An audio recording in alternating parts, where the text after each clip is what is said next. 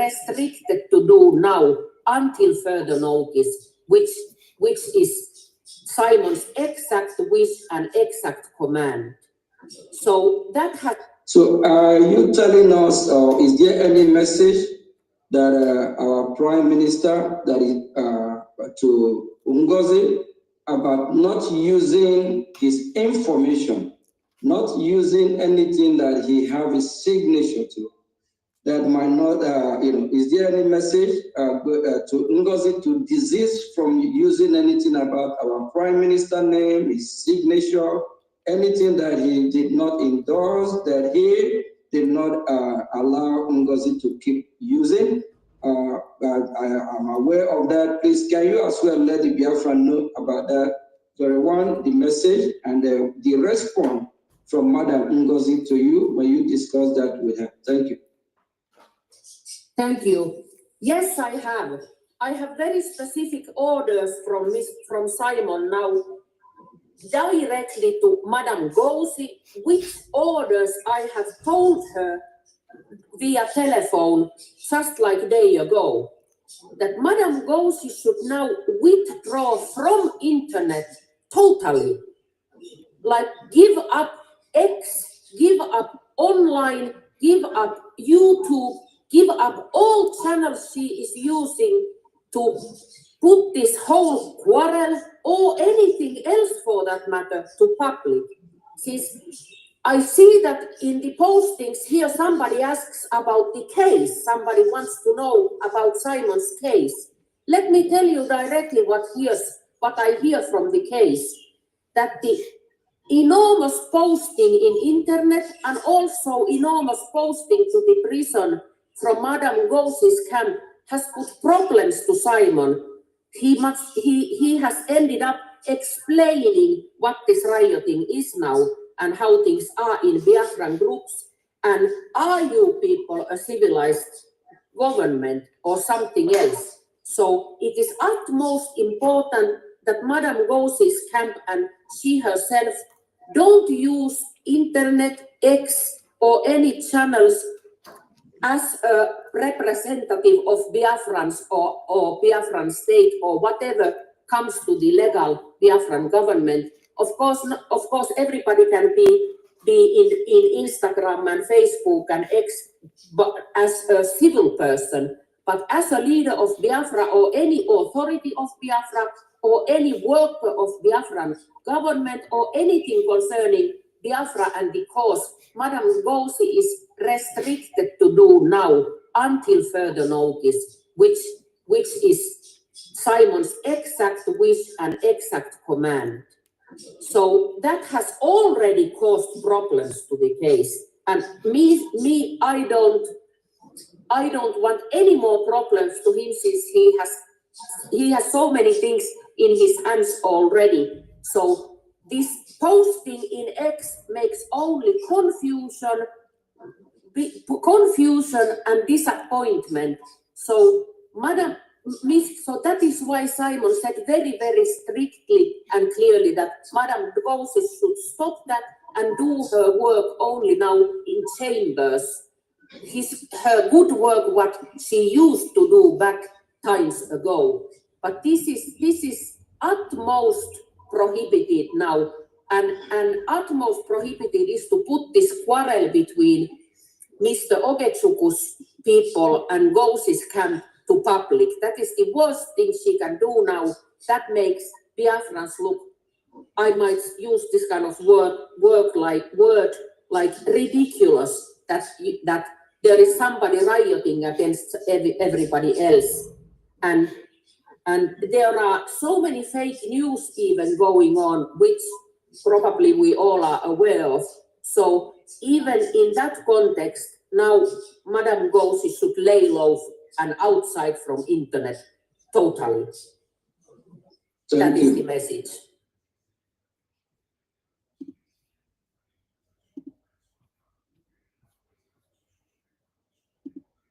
And the world is watching, Biafra is watching. So are you telling us, is there any message that our Prime Minister, that is to Ngozi, about not using his information, not using anything that he have his signature to, that might not, is there any message to Ngozi to desist from using anything about our Prime Minister name, his signature, anything that he did not endorse, that he did not allow Ngozi to keep using? I am aware of that. Please, can you as well let the Biafra know about that? Very one, the message and the response from Madam Ngozi to you when you discuss that with her. Thank you. Thank you. Yes, I have.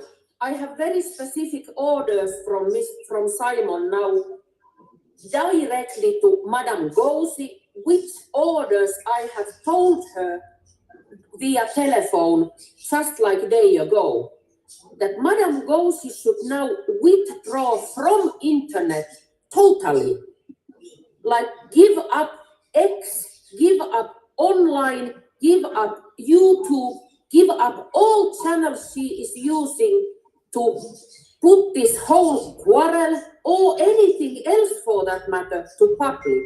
Since I see that in the postings here, somebody asks about the case. Somebody wants to know about Simon's case. Let me tell you directly what I hear from the case, that the enormous posting in internet and also enormous posting to the prison from Madam Ngozi's camp has put problems to Simon.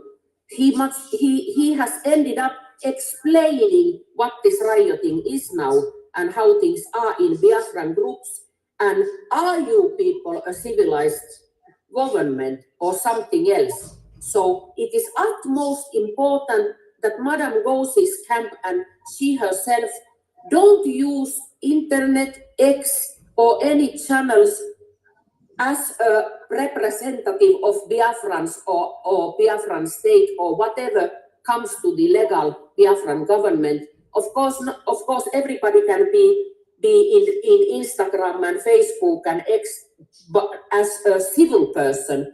But as a leader of Biafra or any authority of Biafra or any worker of Biafran government or anything concerning Biafra and the cause, Madam Ngozi is restricted to do now until further notice, which is Simon's exact wish and exact command.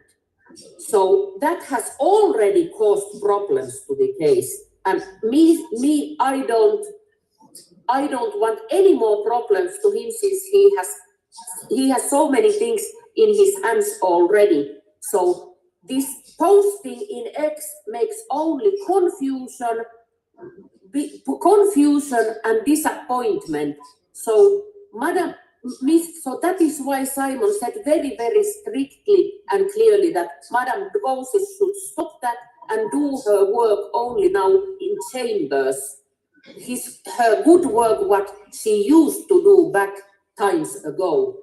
But this is utmost prohibited now, and utmost prohibited is to put this quarrel between Mr. Ogechuku's people and Ngozi's camp to public. That is the worst thing she can do now. That makes Biafrans look, I might use this kind of word like ridiculous, that there is somebody rioting against everybody else. And there are so many fake news even going on, which probably we all are aware of. So even in that context, now Madam Ngozi should lay low and outside from internet totally. That is the message.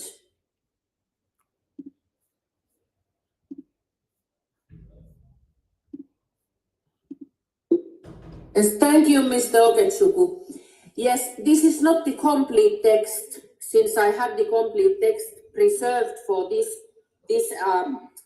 possibility that may come out as it has come. So something has been removed from this message.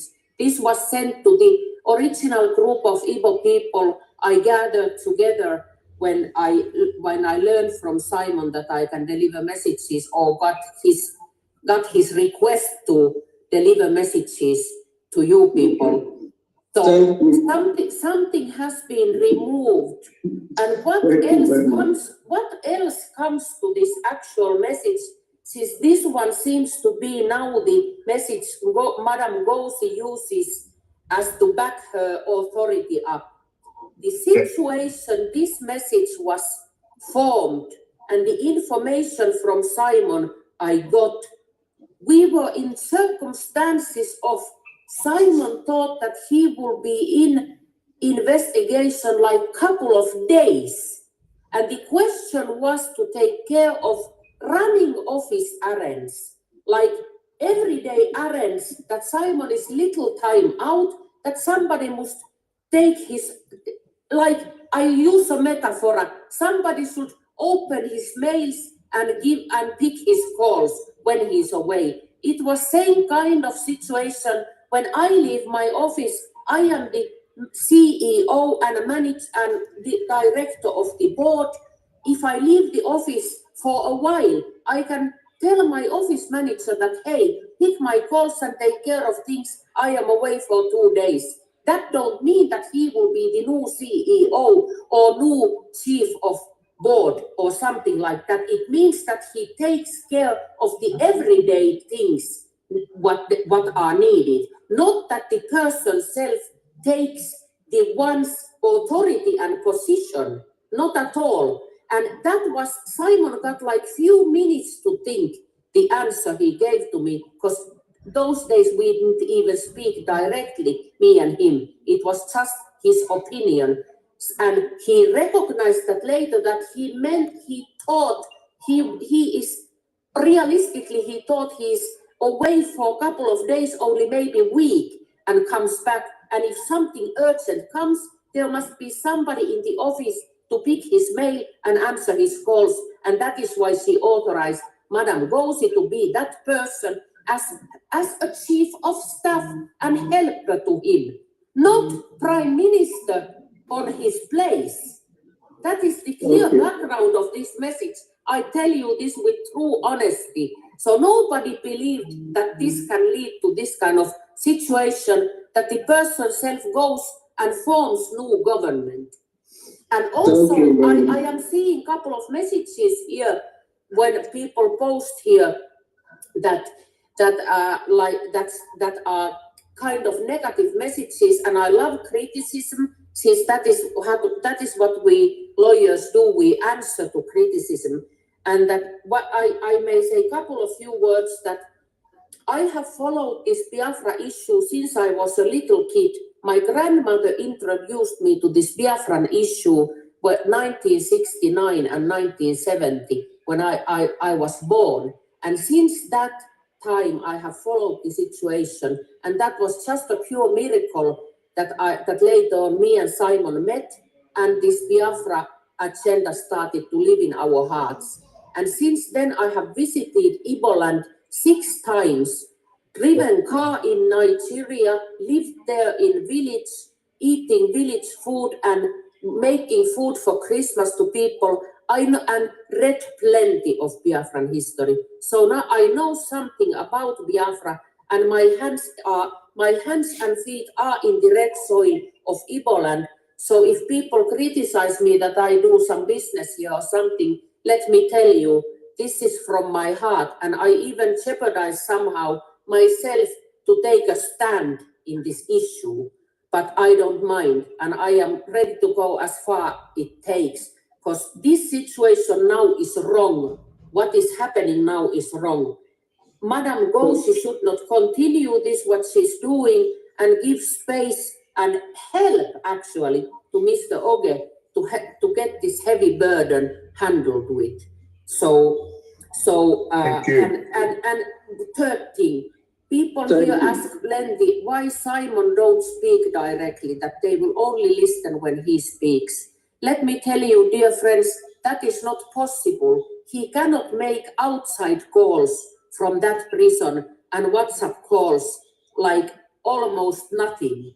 He can only call me internally and his lawyer internally, and that is why I am there existing, that I go there, write down his every word and deliver his messages, because the prison self don't let him call WhatsApps and foreign numbers for that matter, even though his communication is not restricted anymore. So it is just not possible he can now speak directly to Biafran people. That is why I am there doing this job. And next Friday, I'm going there again for the whole day to ask his mind and continue being his message deliverer. And I believe I can have some justification, not that I am a lawyer, but I have been married with that person for 7 good years and taking care of his son since the day the son was born. So I have some capacity to deliver his messages. That is my message I want to deliver, brothers and sisters. Thank you.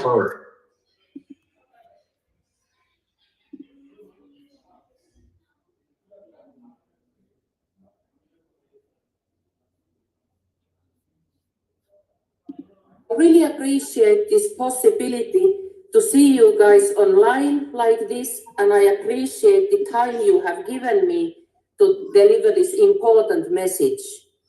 And to those who have not met me before and known me before, I present myself.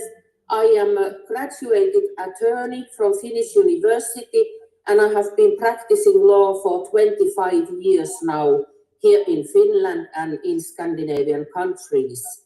And I have taken oath as a lawyer, which means that I should be truthful in every instance I perform and present my cases and my issues.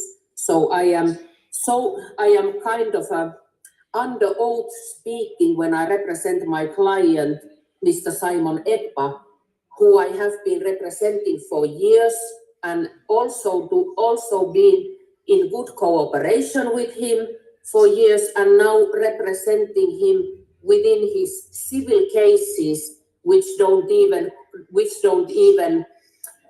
have anything to do with this BRGIE issue self, but as his civil lawyer, I can deliver oral messages and written messages from him to the Biafran people he wants me to deliver. And that is why I have to be as truthful and as straightforward as I would be witnessing in court. So what I say are straight words from Mr. Simon's mouth. So they are not my own invention or nobody else's.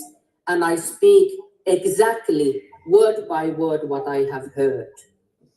And to begin with, why we are here because Simon wants us to be here like this, how we are now.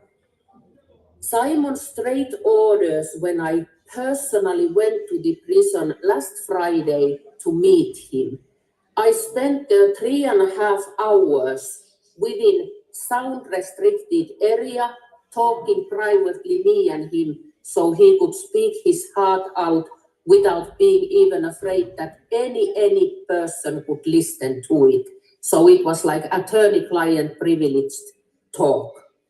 And he made it very clear to me that what he wants now in this situation is that every single one of Biafrans fall back to the original structure of Biafran government in exile, as it was when Simon left the government. And that is the message I delivered then, and that is the message I deliver now. So this BRGIE that is performed and that is presented in the original web page of BRGIE should be the construction for everybody to follow. And Simon has now given the leadership to Mr. OGOJA. Really appreciate this possibility to see you guys online like this, and I appreciate the time you have given me to deliver this important message. And to those who have not met me before and known me before, I present myself.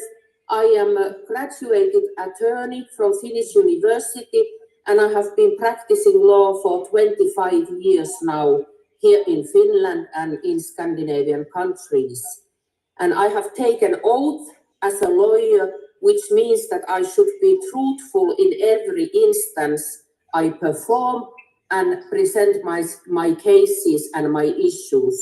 So I am kind of under oath speaking when I represent my client, Mr. Simon Ekpa, who I have been representing for years, and also been in good cooperation with him for years, and now representing him within his civil cases, which don't even have anything to do with this BRGIE issue self, but as his civil lawyer, I can deliver oral messages and written messages from him to the Biafran people he wants me to deliver. And that is why I have to be as truthful and as straightforward as I would be witnessing in court. So what I say are straight words from Mr. Simon's mouth. So they are not my own invention or nobody else's. And I speak exactly word by word what I have heard. And to begin with, why we are here because Simon wants us to be. Thank you, Your Excellency. My name is Jim Moran. I served in the United States Congress for approximately a quarter of a century. After I left the Congress, I began to represent some corporations and countries and causes that I believe in. It has been an honor to work with you, Your Excellency.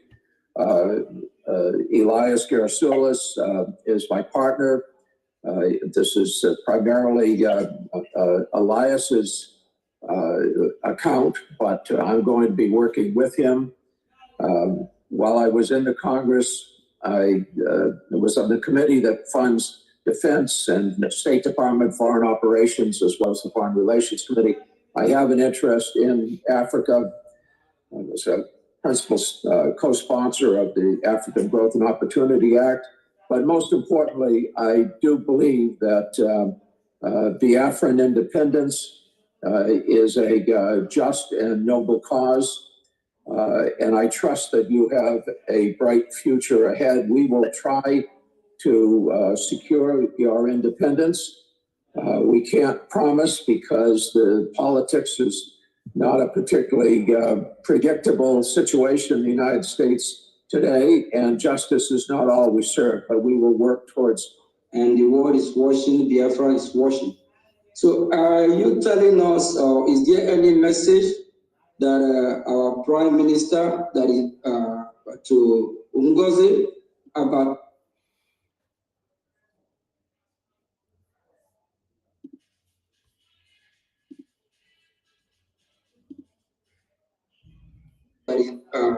to Ngozi about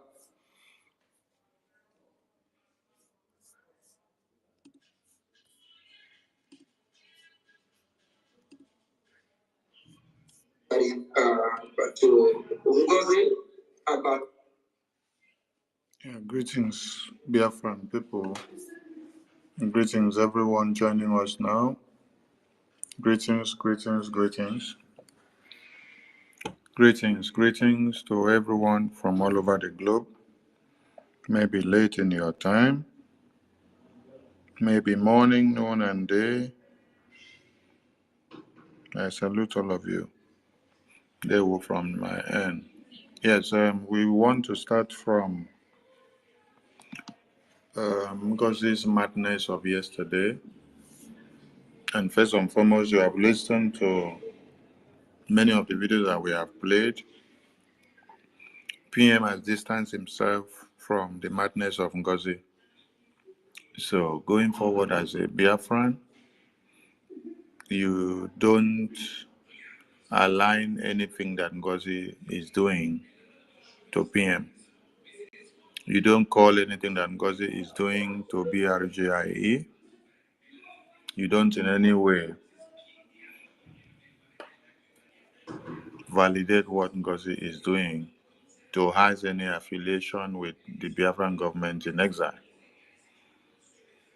This will help us in many ways. One is to exonerate the Prime Minister in detention while he is ongoing the interrogation. You have heard from the attorney that said Ngozi using his letter heading is causing a lot of problem to him answering questions that he's not supposed to answer. Ngozi using his name, because when you now look at the letter heading, Ngozi is writing from the office of the Prime Minister, Simon Ekpa Njoko. Ngozi will also be using the seal and the stamp of the Biafra government in exile, the office of the Prime Minister, and then she will use it to validate whatever nonsense that she has done. So all these and many more are thousands and many reasons why Prime Minister has to distance himself from whatever nonsense that Ngozi is doing.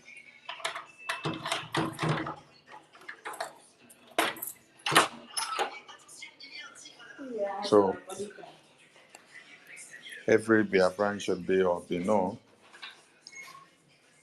of this and do not fall for Ngozi's madness in any way.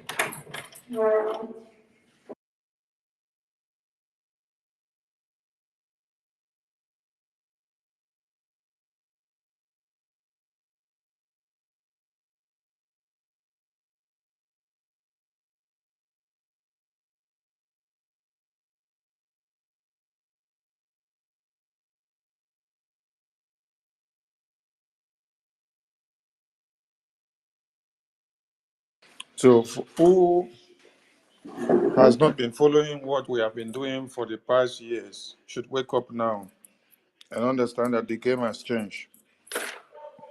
This is not time where you wake up and then you twat your buttocks, you walk into the media and start tweeting nonsense.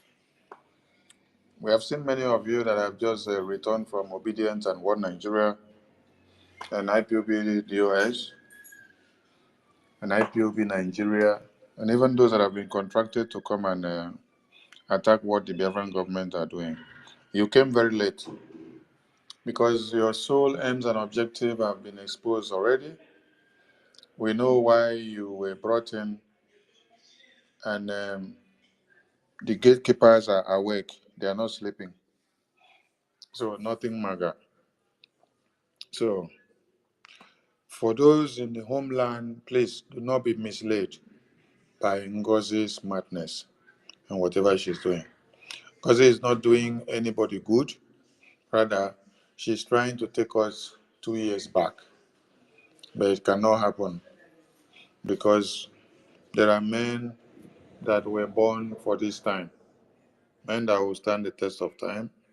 Men that will stop the evil that had wanted to come and prevail in the Biafran government in exile. That's why Prime Minister said that it is only when men with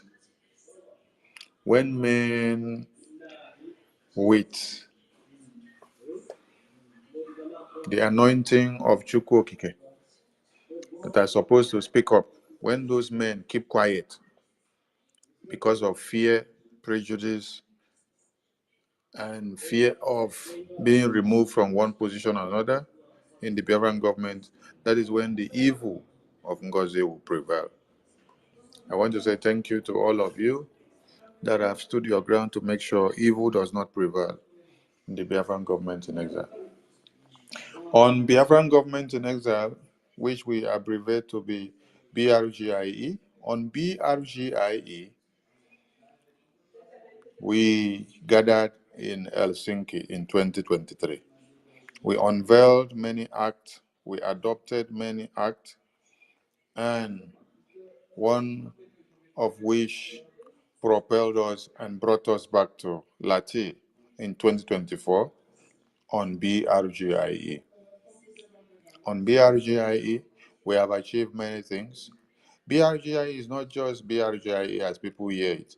BRGIE is the embodiment of the power of the restoration of the United States of Biafra.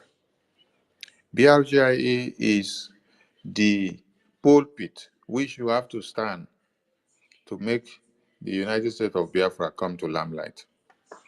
BRGIE is like the mother of all inventions. In this 21st century, for the United States of Biafra to come or to climb to any stage, you must stand on BRGIE. You cannot stand on United States of Biafra at this time and speak when it has not been fully restored and fully liberated.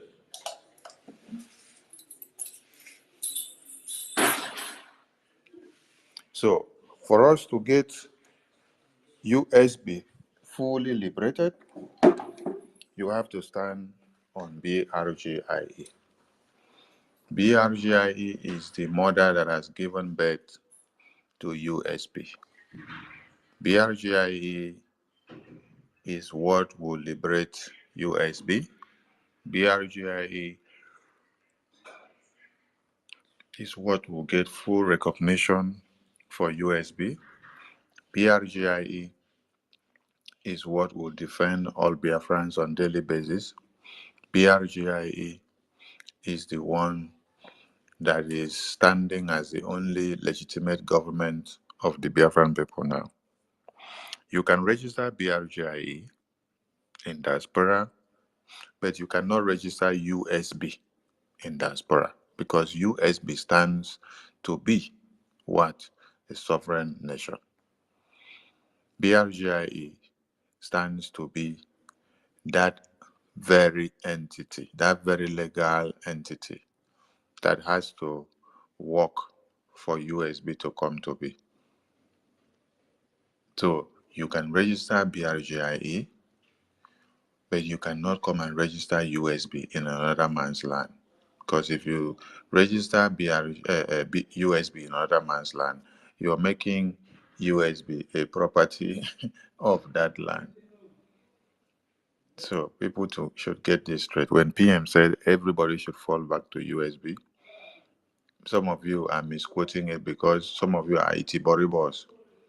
You misquote what he said to mean that he should go back to 2024 and 2023.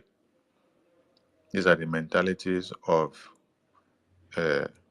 Ewu that goes to school instead of them to be counting what the teacher is teaching.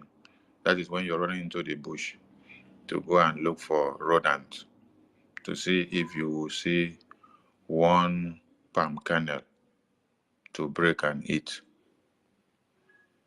So BRGIE has a lot to do.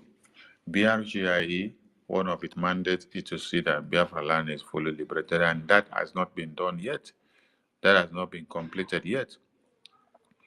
When we read Ngozi's madness of a letter of dissolving BRGIE cabinet, she indicated there that the mandate of BRGIE has been achieved, and that was to liberate Biafra. I laughed. I said, oh, you say you have liberated Biafra and you are dissolving BRGIE. We should dissolve inside the convention, but you are still in exile and you are still looking for recognition from America and other countries, yet you claim in your letter that you have liberated BRGIE with liberated USB with BRGIE. Psychiatric problem is a very big disease to Ngozi and all our followers. But I pray that all of you that have been contaminated of the virus you contracted from Ngozi, you will all come back to your senses. Thank you all. Yesterday we saw Attorney or Dr. Jonathan Levy being displayed by Ngozi in our program, and there were a lot of misinformation there. Let us make it very clear this night that Dr. Jonathan Levy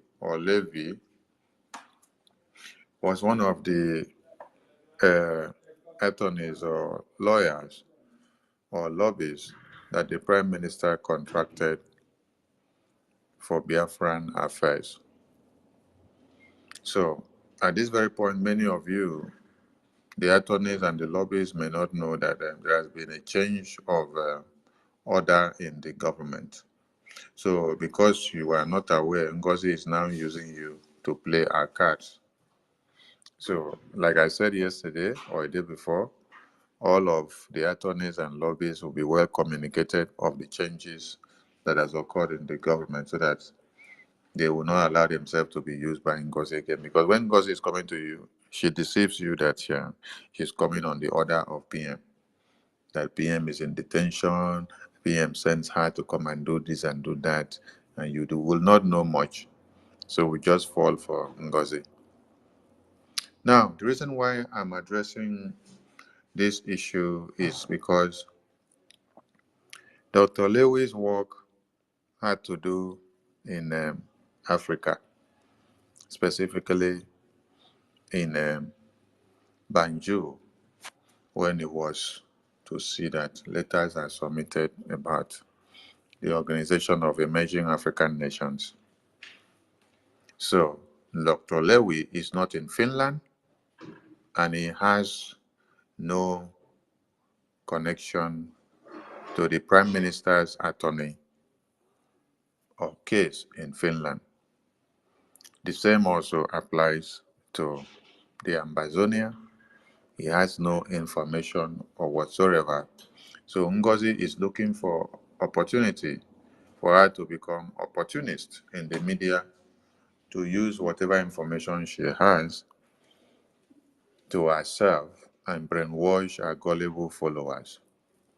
So every information that Dr. Lewy or Jonathan Lewy or Levy gave out in the press briefing of Ngozi yesterday, they are all false.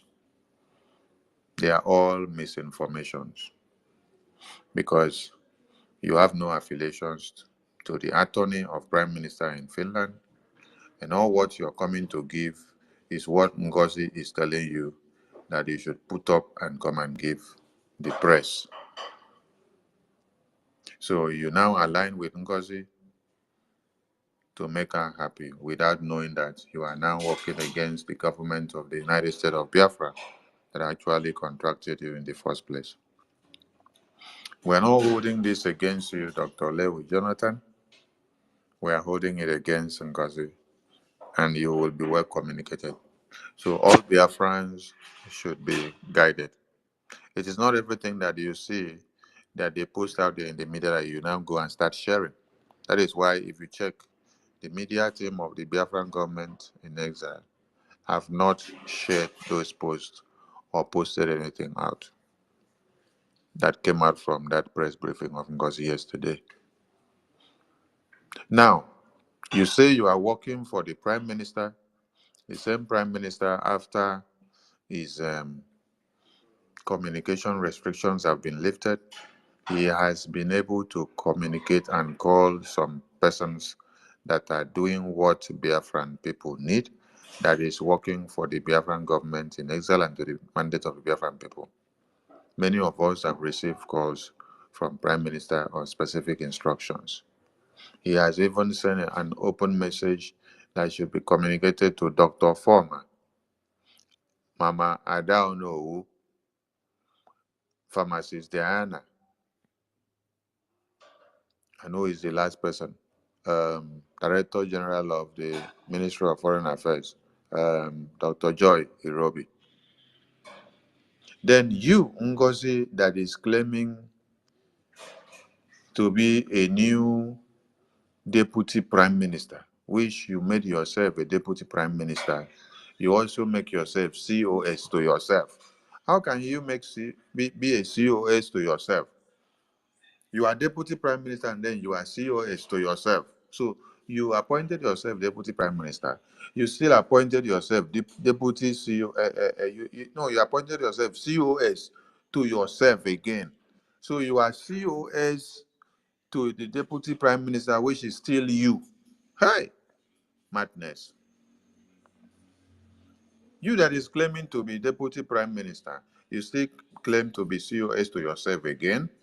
The Prime Minister, which you are shouting and deceiving Biafrans every day, he cannot call you. He cannot send a good message for people to talk about you in the media. It's only condemnation message that the Prime Minister is sending to condemn all your evil acts that you're doing. The message of the screenshot WhatsApp that you brought out, the attorney made it clear that you have altered the message.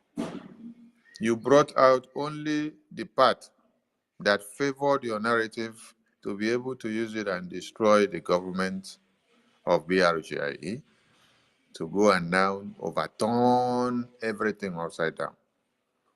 The attorney made it clear that the message was just for you to run an errand, that PM, as at that time, presumed that he would not be there for more than 3 to 4 days, like it happened in 2023. So he said, who will run errand for the office of the Prime Minister, just like you have always run as his COS, as his secretary?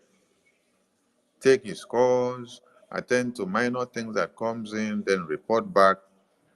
But this time, what did you do? You capitalized on the message and decided to turn the table around to your favor. Because you have been tested with power for just a week and you became a monster. What if you're given the opportunity to be in power for a month, and 2, and 3, and 4? Hey, you will destroy the Biafran government totally. Ngozi Orabu Fulani, stop sending juju perfume to my Prime Minister, to the Prime Minister of the Biafran people in detention. The message has come. Prime Minister rejected your juju perfume because it's not normal perfume. Stop sending letters to him as well. And stop sending anything to that detention facility where he is being interrogated. Stop all your evil, Ngozi Orabu Fulani, because it will not work. Okay? There is nothing good that you will send to PM in detention today that is going to work for his good. You have seen that you have lost the battle, and you are now using juju perfume to send to him and letter, so that by the time he just open the letter and collect it and read and start looking at it, or use the perfume, the charm that you have put on it will engulf him. Then the next thing, he will not be himself. He will now start calling and then saying that you should be the one to be allowed to destroy Biafran government. You see, even when the Prime Minister is not here with us, the spirit of Biafra follows him around. The spirit of Biafra protects him. The blood of Biafrans that have perished in the course of this liberation cannot go in vain. They protect him and they keep him alive 24/7. The same way these same blood of Biafrans and the power of Biafra is protecting our supreme leader in detention. That's the spirit that protects this man. And there is one thing about this Biafra that some of you may not know. Since Prime Minister was called up for interrogation, there has been this power that looms around me that is giving me the energy to stand up and then speak against the evil. This power that I have not felt for a long time, this power just comes natural. That is to tell you that when the time comes, the God of Biafra will tell you and show you that it is time that you were called upon to say something and to do something, and you have to stand your ground so that the enemies will not come and destroy something. The energy will come naturally because you are not just acting yourself. There is this power of Biafra that is coming from our ancestors, guiding you and protecting you. Anyone that is planning evil against you, they will sit down in the shrine, they will be doing all manners of juju. You see that the bottle will be breaking against them in front of them while you are waxing stronger. So, make una continue to do una juju. You no go touch Prime Minister, you no go touch APM, you no go touch Sonny, you no go touch Ajari, you no go touch Minister Imam Marubum, you no go touch our PM inside detention, you no go touch our Oyendo. You no go touch all the ministers of BRGIE. You no go touch all the BIAFRANS ministers here in the media who spend their time day and night to make sure they create the awareness and to put the record straight. I salute all Biafrans. So, Biafrans should ignore the misinformation messages that came from Ngozi's press briefing yesterday with the attorney that was speaking from that platform. That attorney has no connection with the situation report of PM's case in Finland. So, Ngozi put him up to whatever he said and did yesterday. And everything should be ignored because that is like coming out to give a different narrative, different from what the attorney that is actually handling the case of Prime Minister has on her book. Just because you want to create an impression that you have information to give people and that you are relevant when you are not relevant. We've gone past the time of trying to become relevant. This is when Biafra is on the table. We have declared the restoration of Biafra. We are looking up for the recognitions in the United States and many other places. I call on all Biafrans once again to come back from their wayward ways that have been caused by some evil elements that have found themselves in the Biafran sphere. We have common enemies, and that common enemy is the terrorists of one Nigeria. We also have enemies within the house, and these enemies within the house are the ones that align with the enemies outside. And we make no mistake to say that we play with the enemies within. We deal with the enemies within mercilessly before we send them back to the enemies outside to go and deal with them in their own ways. So if you think that you will destroy what we have been doing inside the house because you know a little with the few times you have been here, and then at the end of the day, you will now go and have a pot of porridge with the enemies outside, you have made a very big mistake because you came very late. You see, the Enter Biafra app and the channel on Telegram, which Ngozi screenshotted and made post. This is to tell all of you that Ngozi never knew when Prime Minister unveiled and inaugurated the Enter Biafra channel and the app on the Telegram channel. This app was unveiled since 2021-2022.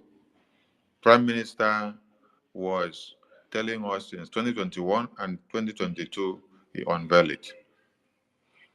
This Telegram app or Telegram channel has existed since 2021 to 2022. He unveiled it when he was to launch the Enter Biafra app. We've been there since 2021, and when the testing of the Enter Biafra app was unveiled, we tested it, and then we continue, and then we moved on. This evil woman now that just joined Biafran government yesterday is going to screenshot Enter Biafra app because she do not have access into the app. If Prime Minister had made a mistake of allowing her to have access to that one also, the 7 plus something K subscribers that are in that channel, she would have wiped them all off and destroyed it all. because our own is just to come and destroy. So she knows nothing. The same thing she did about the 1,000 men group, which she screenshotted and said, this does not represent Biafra government. Biafra government that you are setting up your new group. All these groups had represented Biafran government when PM was here. But as you now started doing your madness, you say everything does not represent Biafra government. So anything that Prime Minister has put in place does not represent Biafran government because your psychiatric hospital office has come to be. So nothing that is working well represents your psychiatric hospital office of Biafra. So it has to be your own way of psychiatric mentality. So for those that do not know, enter Biafra channel on Telegram has existed since 2021 to this very day. Ngozi just came yesterday and she came too late. She knows nothing. Like I said, I will be her end because when she sees something, she starts shivering. She said, I took over the media to use it against her. Okay, it's because you are silly. Because if you were not silly, you will not come to play with the power of the media. We have been in this media with Prime Minister since 2021. We did not jump in yesterday like you jump in. No, we know the foundation that we have built in this media. Many have run away and we still stood our ground. We held this media down since 2021 down to this 2025. So we are not going to back down. We know all the tempests that normally comes. We have witnessed many of them before, and then we brainstormed, we stood our ground. They hovered and then they left. They soared and then they left. And then we still stood our ground. We fought them gallantly and then we still remain steadfast. So Ngozi's own is just a bingo pattern that is going to fizzle away in a few days. Yes. I want to commend the attorney of Prime Minister for taking the bold step to speak to Biafrans and to explain things in details. Because there's something that Biafrans don't understand. Our supreme leader was kidnapped in Kenya and he was taken to Nigeria. Yes. Now, Nigeria is not like Finland. That is why when our supreme leader have been in detention, they didn't even allow us to speak to him or to even bring message. The attorney of our supreme leader have made it clear on several occasions that when they go to visit our supreme leader to have private conversation with him, to hear messages that he will send to Biafrans, they don't allow them to have private conversations. So they don't even allow him to say anything about Biafra or to send message to the Biafran people that could be direct or message that they will now come to interpret and explain to Biafrans. That is why it has been like, why can't Supreme Leader speak to the Biafran people from detention? I'm asking all of you, which message has Supreme Leader sent to Biafran people since he has been there? Any day you see Supreme Leader in the court, can he send message to the Biafran people? They have made several attempts to even push Simon Ekpa into his mouth in the court. Then he will blow them off. The zoo set traps for him so that they will fall in. So, for those of you that say you want to hear Prime Minister speak before you take it, you are not the real Biafrans. You are the DOS. You are the obedient. You are the enemies that have come to destroy what we have built. Because if I should ask you, for how many years that the Supreme Leader has been in detention in one Nigeria, how many times have you heard him speak directly to you inside detention? Or you just want to come and make mockery of yourself? Even when Supreme Leader is speaking to us in the court, he's speaking riddles. He expects us to decode the message and to go back and encode them. Yes, he cannot speak everything in plain black and white. So, the difference here is clear that in the zoo, they will not allow the attorney to even have private conversation with our Supreme Leader to bring message to us directly. But in Finland, since Finland is not a zoological republic, it's not a banana republic, it's not a bush, it's not a zoo, there is leverage for an attorney and lawyer to client relationship and conversation to occur without any interference from the detention facilities. So, if you check it out now, you can understand that our attorney of Prime Minister has the privilege to sit down, discuss with her client or his client in whichever way, and then relate the message back to the people of Biafra. So this is one thing that is different that you need to see, that Europe is different from the Zoological Republic of Animal Kingdom. So you don't compare the two of them. So when messages come from our PM, you take it because he is not at gunpoint. They are not putting gun on his head. No, he did not kill anybody. He is not being put in chains to sit down. He is not locked up in a four wall of a prison. No. You heard when the attorney explained. When I asked, how is my prime minister? He said he is in high spirit. He is doing his exercise and training every day. He's eating well. He's well taken care of. He takes joy in doing an exercise, and he is not giving up. So if he's not giving up, that means his strength is even higher than yours. That is why he is angry when he now sits back to hear that Ngozi is working to destroy everything that he built, instead of harnessing what he built to see that after the declaration of the restoration of independence of the United States of Biafra in Lati, we move to the next step. So he's very, very angry that Ngozi will use the message from the attorney, cut the message, alter it, bring it to the media, use it to our advantage, and then when the same attorney comes back to come and give another message from PM, she now denounced that message. Why did you now take the first message, which you use the part that favored you to your advantage? Then when the same attorney comes back again to speak, you now say the attorney is a miscreant. And yesterday, you were, the same attorney that you said is a miscreant, you were now posting out the voice conversation between you and the same attorney. The same attorney that you said is a miscreant before, because he gave a message, and this time the message does not favor you. You said the attorney is a miscreant. He's a sabo, he's a criminal. Then yesterday, you still now don't have shame. You still come and post the audio call, which you recorded the attorney without a notion. She did not know that you recorded her. This is criminal. If you were to record her and say, I am recording it so that I will post it to Biafran people or keep it for record purpose, you tell her, I'm going to record this audio call. She say, yes, okay. You can record it, but you recorded it out of your own desperation because you had ulterior motives to use it to blackmail her tomorrow. And the message that was stipulated there, you turn it upside down.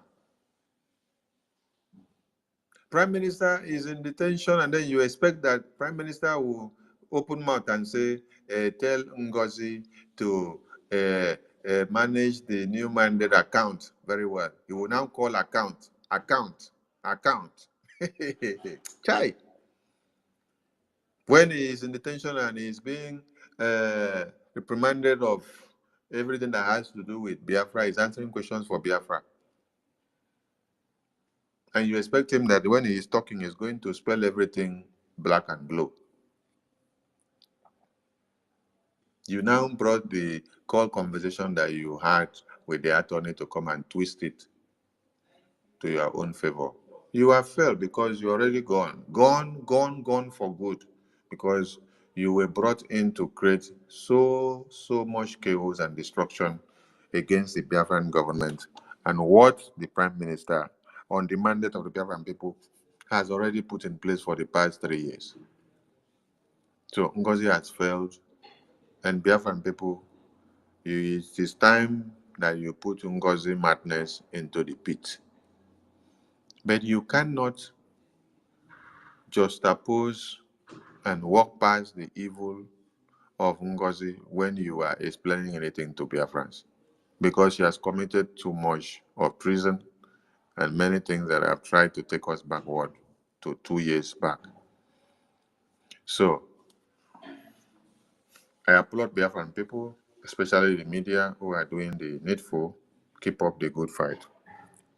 Now, the topic to this very day says response to Nigeria propaganda on Simon Ekpa, Finland ambassador.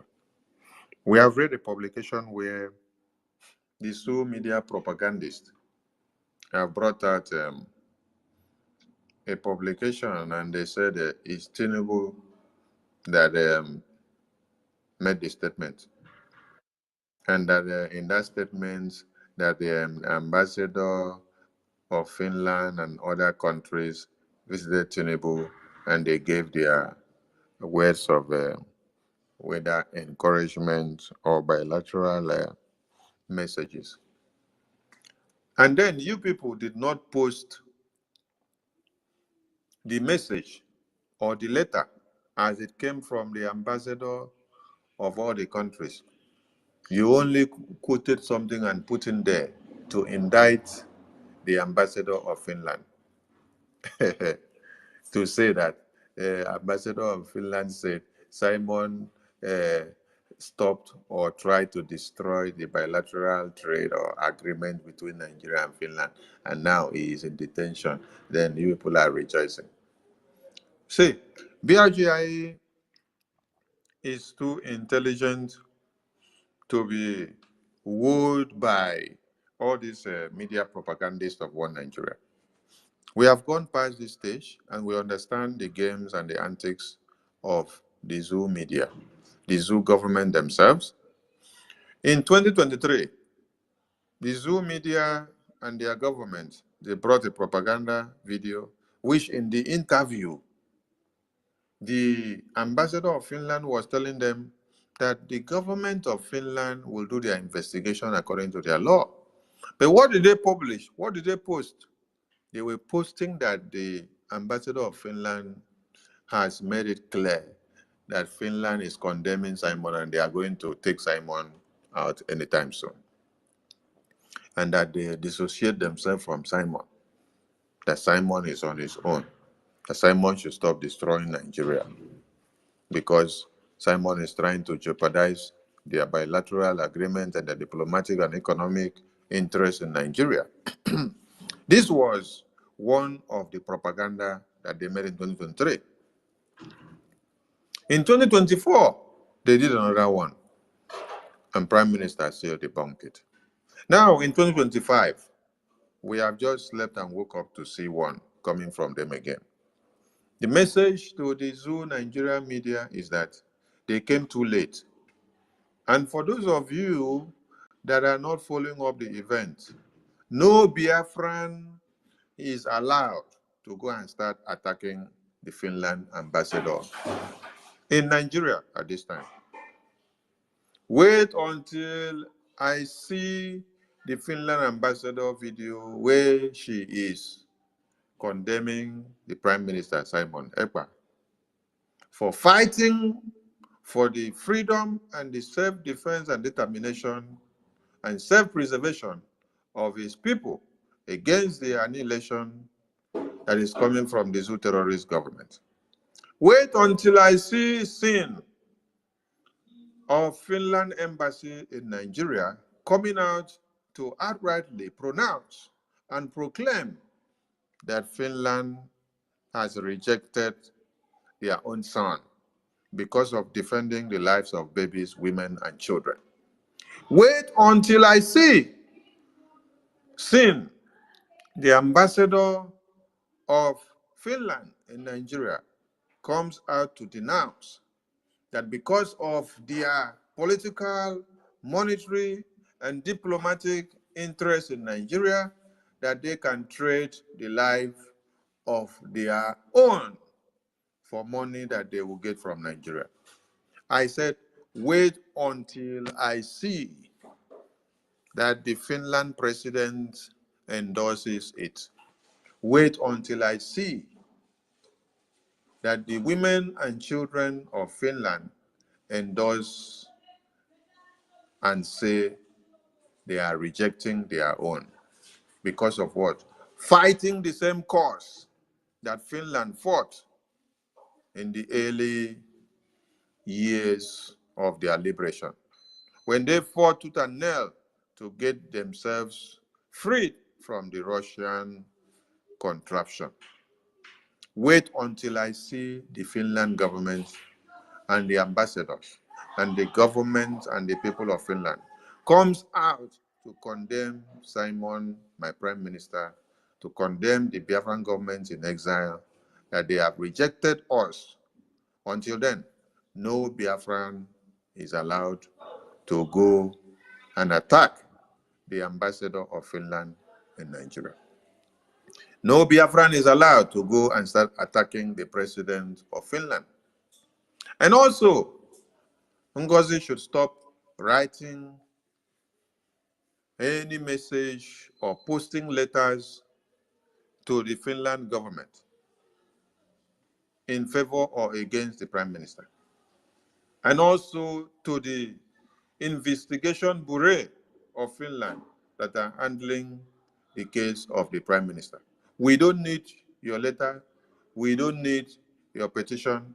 We don't need anything that you're writing. Stop it. You had it from the attorney that what you are doing in the media and posting and sending over to the government is causing more harm than good to the case of the prime minister.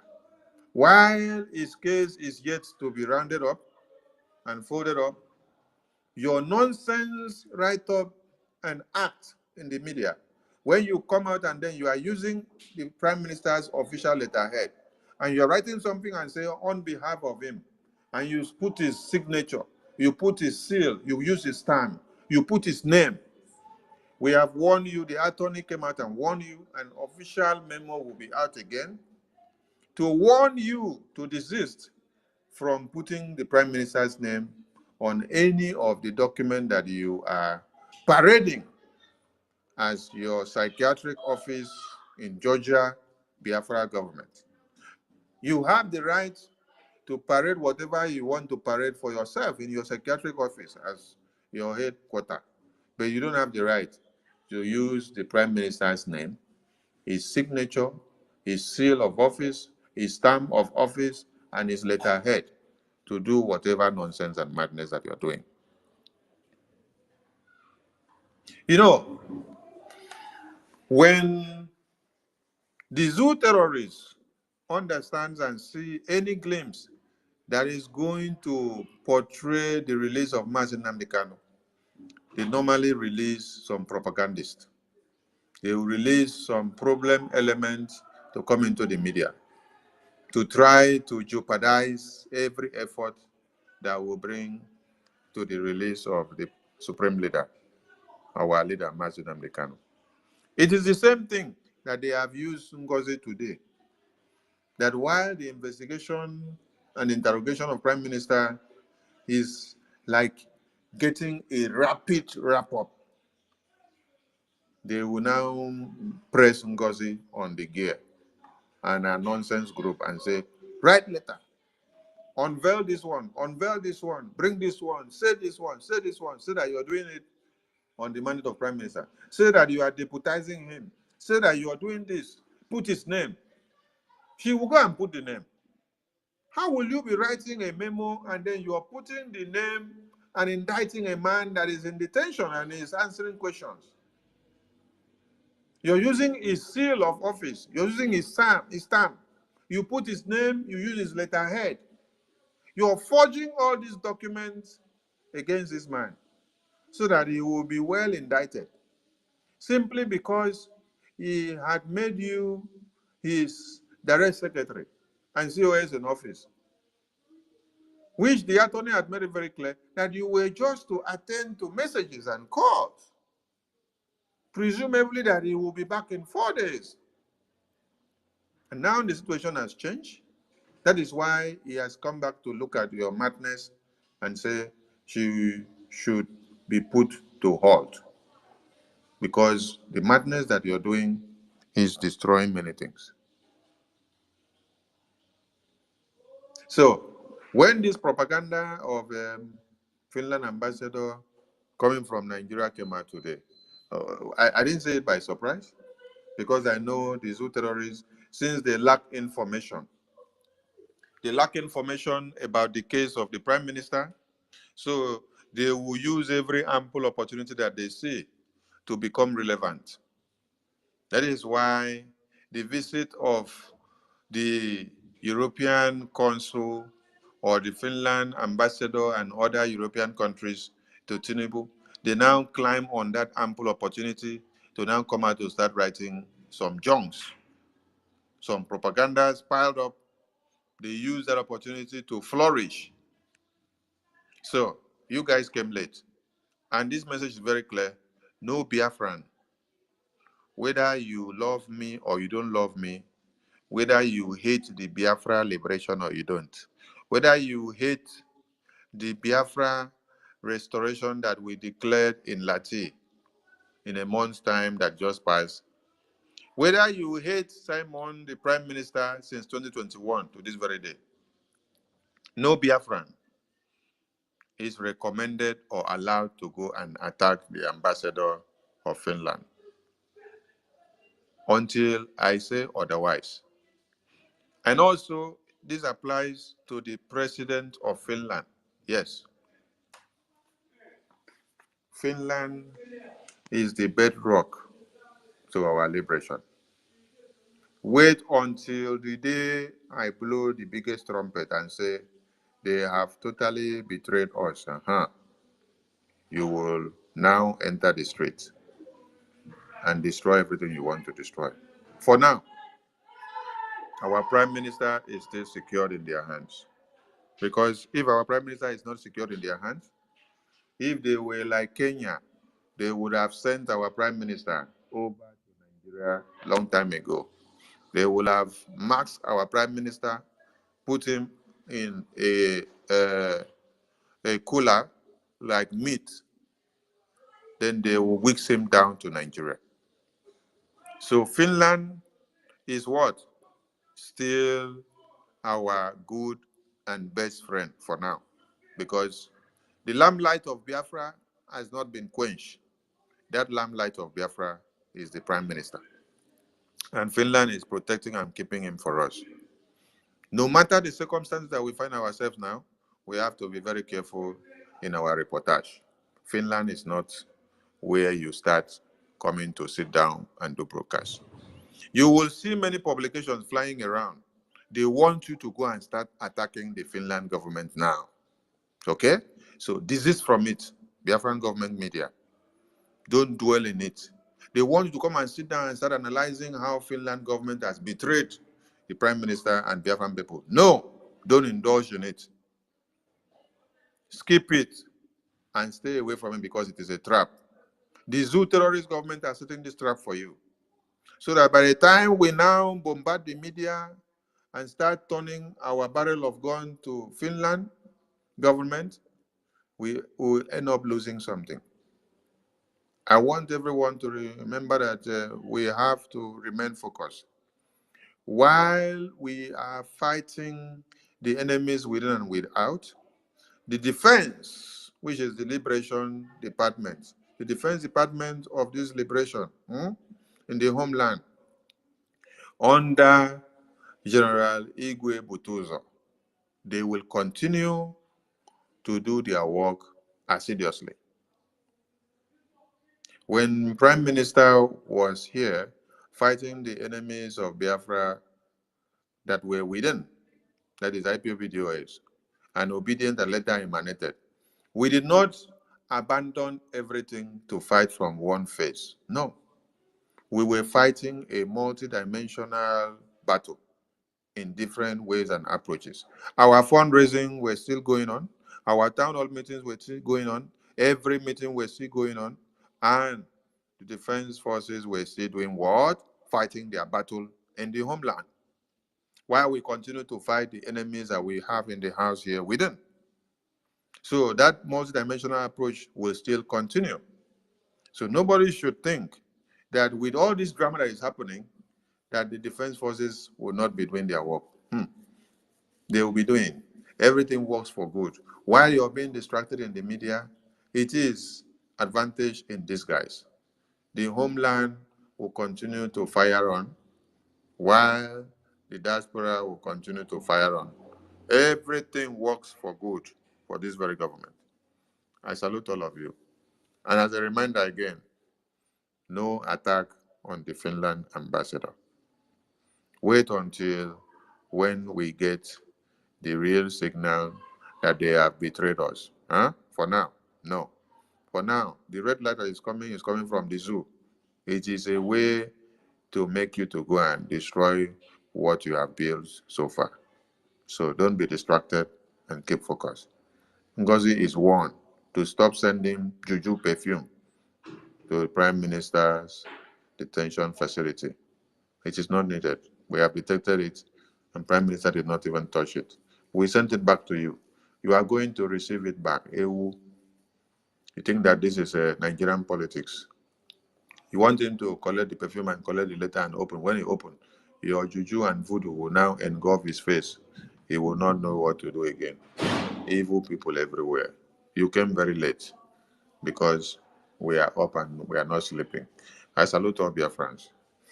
Minister Ajare, over to you before we pick few hands. We are not going to stay here for too long. We just came to pass a message, and that message has been delivered.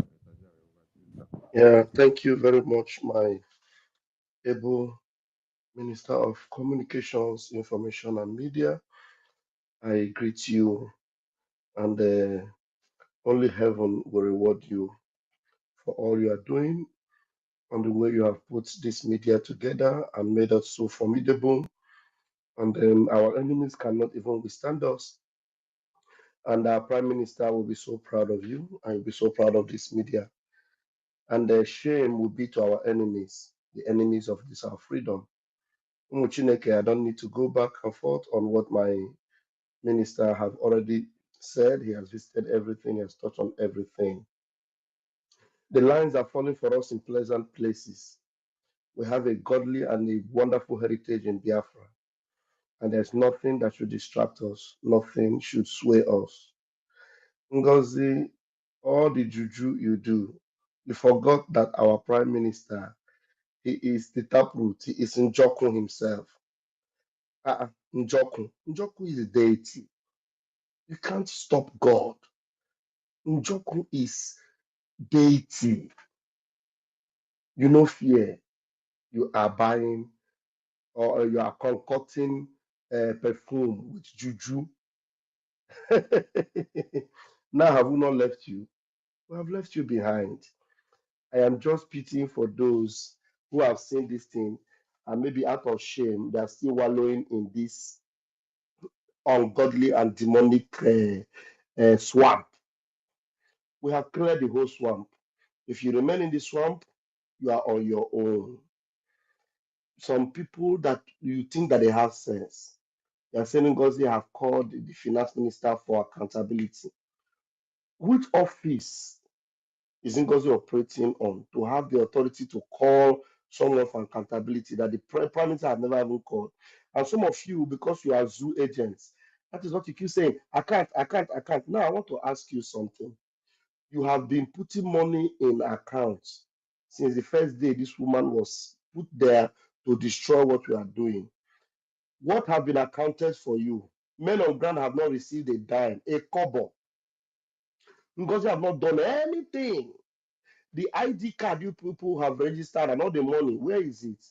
Are you still registering? Or maybe some of you are still giving her money for ID card and all those things. 20,000 cash was given to her from Finland. Where is it? All the money you have put into the Islamic bank, what has she done with it? The men on ground are not connected to her. She's not taking care of anything. She has not done anything as far as the liberation is concerned with money since our prime minister have not been on the stage. It has always been with the BRGIE, the Biafra Republic Government in Exile, our acting prime minister. and Success, the PA, they have been the link between the men, and the liberation is still ongoing. We have seen water still going on. Nothing can stop the water. You're not asking yourself, Ngozi is not involved in any of these things. She has not put money in any of these things. Are you? Because you have sold your soul to the devil, you are still calling for accountability. When you need accountability within where you are, you ask Ngozi, where are you? Where is the account that we have been putting in? Because, okay, she told you that she will raise an army. Where is the army? Okay, is she sending money to unknown soldiers, unknown army? You people are just so pathetic. And you all are going to learn, and you will learn in a hard way. Very, very hard way, for that matter. Thank you very much, fellow Biafrans. As I yield my mic, please, Evan Sonny, you need to bring up someone else to support in the co-hosts, so that if I'm able to bring up some people while I'm still active, I will be able to do that. So that some maybe Ife is here with us, Ife can come up and join. Thank you, my boss. I yield my mic. Yeah, let's give the mic to others that are already there. If I've sent you the link, if you're free, meet BRGIE, over to you. Yeah, can you hear me? Yes, we can hear you, sir. Honorable Minister of Communication and Digital Technology, and with your Deputy Minister, Communication and Digital Technology, and Honorable Ife, Honorable MID, everybody here present, Mr. Snow, everybody. I'm coming, and I need to get my reading glass. God bless all of us in Secularum. I see the people here gathering, listening to what I'm saying. It's very important that we understand, the way things are moving. And I eulogize the Minister of Communication on his elaboration concerning the way forward. Look, brothers and sisters and lovers of freedom, we need to understand one thing. That thing we need to understand is between who is fake and who is original. That is very, very important, and it goes in concomitance with what our leader has been saying, that our people must win this battle by what you call truth. If anybody that is entering in the quest for freedom fight is not understanding what is called being truth on the part of the truth, that means that that person has not started. Our unfortunate sister, Madame Bao Bao, is still playing the card of Agberoism.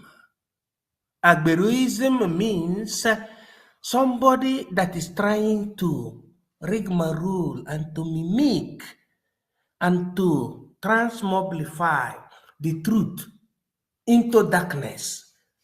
And we say that that is not what we are here for. Is somebody hearing what I'm saying? Yeah, you are live on direct. Continue. I hear you. Yeah. Now, many people that are not of the sense follow the likes of Madame Ngozi Orabueze, otherwise known as Madame Bao Bao, because they cannot make use of their reasoning faculty. The fight for Biafra is a holistic fight. Dr. Gandhi said it. And when he said it, he was trying to save his people from domination of the British colonialism.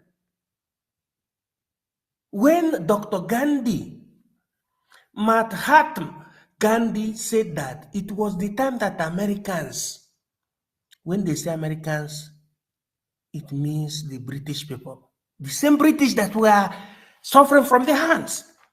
We are trying to destroy the people of Gandhi, that is the people of India, he made that pronouncement. Now, in our own time, we have to come together. This is not a fight for individualism. When our sister unfortunately say, nobody, what does she mean by nobody? That reflects to what you call individualism. And it means, furthermore, that she does not understand the reason why Mazi Nnamdi Kanu is inside prison, which is unfortunate. Somebody that just entered into the struggle unscrupulously in 2022 September, and we have been managing her and patching her to be accepted inside the government, maybe because we thought she was part of the creed. But as long as she went on, she continued destroying every department that eventually opens hands for her acceptance. That is the sign of Ngozi Orabeze. Anyway, if it is some mother that accepted her, that mother will be destroyed. If it is BRGIE, Department of Think Tank, that happens to accept her, that department of think tank will be destroyed. If it is the Department of Health and Technology that happens to accept Ngozi Orabeze, that department will be destroyed. Up till the Department of Committee, which is the last, it was still destroyed. And the Department of Surrogacy is the last. It was still destroyed. What does it mean? Sociologically, it means that that person is not a freedom fighter, but is individualistic. If we want to take it to the spectrum of people who had understood what is called presidency, you will see that the likes of Ngozi Orabeze is not good for context in politics, because the kind of she does not respect what you call ethics or ethos. It pains a lot for people to be hearing that the likes of the she's is being criticized in this way. But at the same time, the likes of she's still understand that the likes of Ngozi Orabeze is not coherent in the fight for freedom and doesn't even give a damn to the suffering of the people. Let me stop it from this acco temporalis, and I believe and I know that from now, henceforth, people that believe in this freedom, the Biafran people must be following the directive of the BRGIE as our leader lead us, and through the indication of the media team in terms of public communication. Thank you. God bless you. In secular seculorum. I hit my mic. Yeah, thank you very much, sir. Yeah, thank you. Ancestral warrior. Ancestral warrior.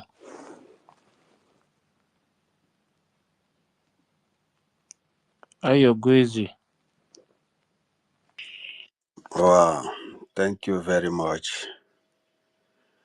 Good morning from my side, fellow Biafrans.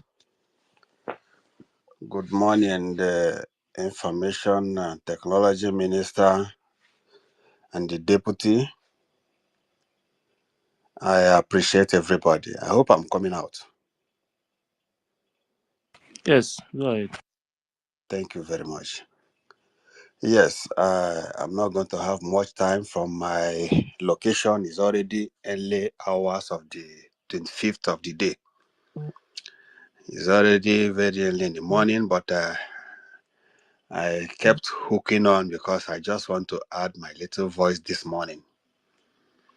And it's a privilege to speak before the Information Minister and his deputy and the entire Biafran that are on the board right now. In continuation, I want to appreciate in a special way the Information Minister. Man, you are super. You are doing wonderfully well. Keep it on. Keep it up, please. You are indeed the light, and we are following. Don't relent for any reason. I want to tell the entire Biafrans that are listening at this moment that we are the victory side, but nevertheless, we will not relent. We are in the victory side because every hidden things are coming to the top, and everybody is seeing it very clear. What is going on is more reason why, sorry to say this, but it is another reason why people should be afraid of their Nigerian politicians. I'm sorry to say this because I know some of us here have our uncles, our aunties, our daddies, our mommies as a Nigerian politician. Most of Nigerian politicians are very, very deadly. And Ngozi has just come to showcase what they are capable of doing. What Ngozi Orabeze has done or is still doing, sorry to say this, but it's very, very another reason why people should be afraid of their Nigerian politicians. Pardon? Go ahead, continue. Okay. Why people should be very much afraid and be careful of Nigerian politicians is what Ngozi Ora is displaying. Ngozi Orabeze is displaying. Upon all the trust and confidence that our Prime Minister tried to show to her, she didn't fail in trying to pull him down by all means. And I want to tell the Biafrans that are listening at this moment that even at this moment, we are supposed to be thanking God in a special way because even though Ngozi Orabeze has cut so deep, but we still have much more reason to appreciate God because we still have more.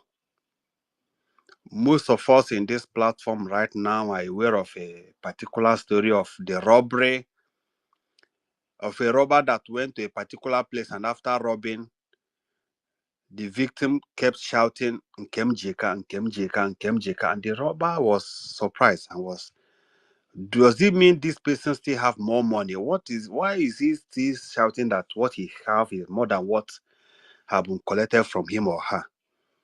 They went back, they search and search and search, and after everything, when they were about to leave, the victim keep shouting, Nkemjeka, Nkemjeka. Nkemjeka means what I have is still more. And the robber didn't understand that what the victim was all trying to say is that his or her life is more precious than whatever the robber has taken from them. that is exactly what we should be doing. Every real Biafran, every real freedom fighter.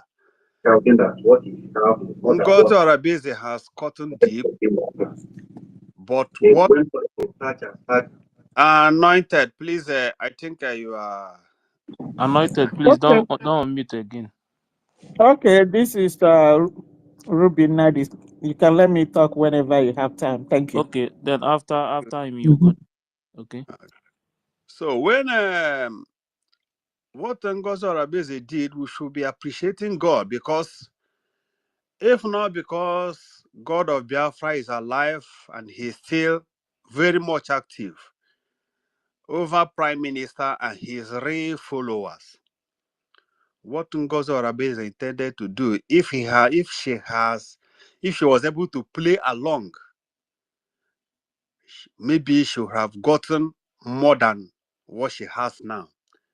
But very, very unfortunate to her, and fortunately to the real Biafrans, she was in a haste to deliver to the people that sent her, and she was unable to catch as much as she wants. Even the few that she has collected, I want to tell the Biafrans that they will come back with the force. This very force that they have used to follow her is the very force that they will use to come back, because the whole truth is on the top. There's no hiding place for them. If Ngozi Orabizi has played her card very well and allow a real election to be conducted for she to be put in as the acting prime minister or the deputy prime minister that she arrogated to herself, maybe there will be no reason for denying her the access to the men on ground, or denying her the access to the Biafran account. And that would have been 100% sweep off for her. But to the glory of God, it was not possible for her, because she was in a haste to deliver. For that reason, we have to be very, very grateful to God. And as we are appreciating God, I want us also to keep thanking these three wise men and their real followers, because if they did not act bravely, it would have been worse for everybody. I want to also encourage us.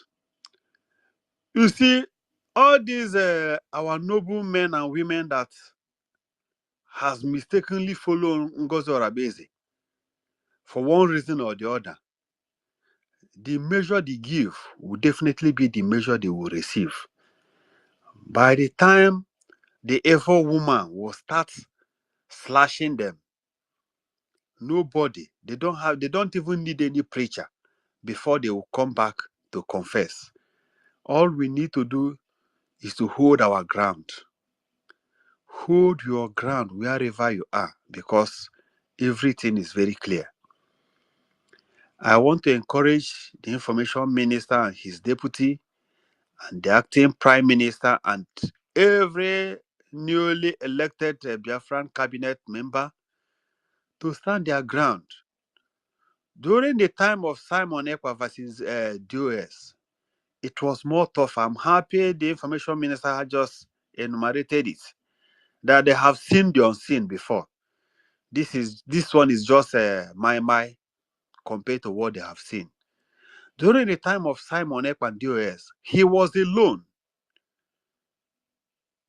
He was alone, but he was able to navigate through all those scenarios and come out victoriously. So please, no matter how rough the road seems to be, I encourage us to remain steadfast. I also want to use this opportunity to urge the information minister. We are very, very rugged in your position. We are very, very strong. We are very tough. We are doing wonderfully well. Please, no matter how tight your schedule might be because of one thing or the other, because of the situation on ground, I want to appeal to you that you have to keep coming out on a regular basis, because our people need to be educated. You need to be coming out on your YouTube, on the space, on every media space. You need to be coming out as regularly as possible to be talking to the people, taking questions, elaborating. I know that our media people are doing well because sometimes, not sometimes, on regular basis, there are 24 hours, 48 hours on this space, doing greatly well. But at the same time, we also need an old voice like yours. You need to be coming out, you and your deputy and every other person to be coming out. Like I said, here is already early hour of the morning. This is around 3:22 from my location. So I'm not supposed to be awake now. And I'm sure that most people are already asleep. And some people might not have time to come back to this very broadcast. So no matter how tight your schedule might be, I'm appealing to you to make time during the daytime, Biafran time, to speak to people. If possible, take questions. It's an appeal. I know that with what is on ground, that everybody is so much overtight. I also want to appeal to your deputy, Pastor Van Van Vam. You are doing greatly well, and you have a very wonderful information to deliver. But on my personal observation, the other day you had a guest. That a guest has a lot to deliver to the Biafran, but you kept interjecting. Sometimes, even when you are like now, you are a co-host to your organ. Sometimes you feel like interjecting. No matter how you see good point to talk, allow the person that, especially your guest, to learn before you come in. Because when you keep interrupting, it will make the person to forget where he or she is going to. So you are doing greatly well. But when you have a guest or when you have a caller on your platform, allow the person to land. Or if you are timing the person, make sure that the time is up before you keep coming in. It's just an appeal or a suggestion. And thank you so much. Thank you so much. There is a minister that wanted to talk before she Yes. goes to sleep. okay, I'm rounding up. Minister I'm Ruby rounding up Nade. to excuse me, Ife. Just wait a Excuse moment. me, Ife. Please, Hold on. please let Just Ife, hold on, wait please. a moment. Hold on, over. please, Ife. Ife, hold on, please. Just wait a moment. I'm not the Thank one you very speaking. much. Hold on, I'm not Ife. the one. I'm not the one speaking. I'm not Ife. Wait Okay, a moment. MID, you spoke and nobody interjected. Please, Just wait a moment. So I Just don't wait know a why you moment. should interject now. But There is a nevertheless, minister, hold a on, I'm lady rounding that up. want to speak. Hold on, I'm We are not rounding. dragging. There is a minister that MID, hold on. MID, wait, just please. Yes, Ngozi. my last Just observation before I yes. drop mic, before I hit my mic, my last observation is just what MID did just now. You know, MID is among the people that I'm seeing in this space. Sometimes they stay 48 hours. Please, Please, excuse me, I'm rounding up. I'm just round trying up to and present forget an about observation, and I have. all those discussions. We can have that discussion in the daytime. This is night. No, please. It's an opportunity. I may not have this opportunity again. So what he did now, or what people are trying to do now, is what you normally do. Whenever you are in the space, please try to coordinate very well. If you want to stop me, you ring bell. The second bell will be ringing, you will be dropping my mic automatically if I did not stop. Not trying to drag everything and make things look so childish. I don't think you should let this man be talking. It's okay, Chukwumeze. It's okay. It's okay. It's okay. Please wait first. Wait. Yes, I understand. Okay, That is why I have to hit my mic, but I have okay, yeah, please delivered hit my your message. mic, man. Don't be coming out and telling our ministers. it's okay now, please. Which Yeah. one is all those ones? Please. Okay, Anointed, go ahead. Okay, thank you, my people, all the honorable members. You all are doing marvelous job. I was here in the afternoon like about 4 hours, but I know nobody knows who Anointed is. So I was just listening. When you were asking about any minister, any cabinet member, I had wanted to come in to say something to you, but it's all good. I am just going to use this opportunity to say thank you so much for all you all do. Our media, you all are doing fantastic job. Starting from the minister, Sonny, to the last person. The only thing I'm going to say, because you know what we are going through, we've been through this before, but it wasn't like this. The last one was that PM was not in a place where he couldn't talk. He just said ceasefire, and fire was seized. When Madam Azuka Nwankwo was stopped not to come out, she never uttered any other word on the media.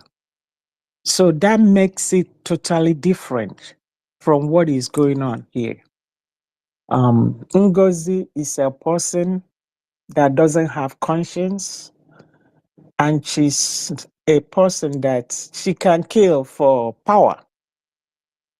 It's just do or die for her.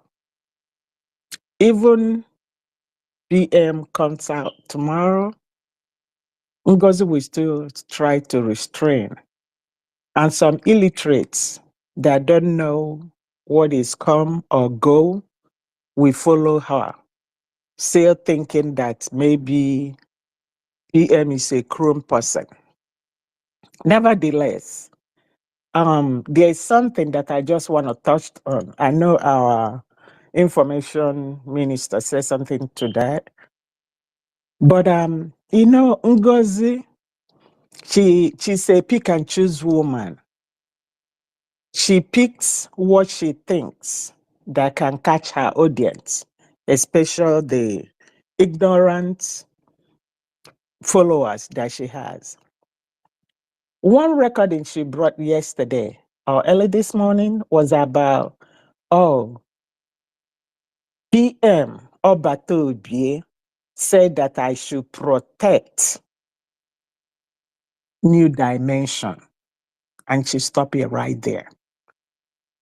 Then when the attorney keep on saying New Dimension, he said, oh, okay, New Dimension account. Then the attorney said, you should know, PM said that you will know, you will understand what he meant. But Ngozi repeating that account is just to make sure that PM, because she already know what PM is going through, to make sure that she will incriminate PM into this account issue that they are going through right now.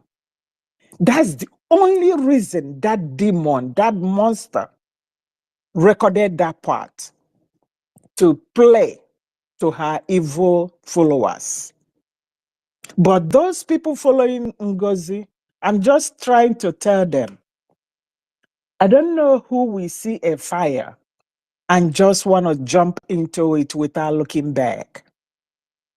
I don't know if just like the cologne or the perfume, cologne actually not perfume for ladies, cologne that she sent to PM yesterday was just, maybe she thinks, oh, PM is taking side, maybe this wood is not catching well. Let me put that for cologne and write something so once he reads that letter. But thank goodness, the lawyer said that PM did not open that letter and rejected to touch that cologne that she sent. This lady, all you all need to know, whoever that is having double mind, I was listening for those people that is having double mind. There's nothing like double minding issue here. People are dying. So many, and what we are going through is so unique in a way that we are fighting the battle with our politicians at home. Then we are coming in diaspora to fight this kind of battle with people that we are saying that people were dying, and they are still saying it with their tongue, not with their heart. It hurts knowing what is going on. Look at how our finances is just like disappearing. Ngozi is holding this money, knowing that she should bring this money out, that we need it. You know, people down home need it to fight this war that we're going through. But she had the money for BRGIE, money for Biafran people suffering. There are some people that can't even eat, but they try, they push themselves. I hear somebody say, oh, I gave 50 because that's all I have. And she will give somebody this 50 cents. And Ngozi has the mind to leave it in her account and use it for her personal interest.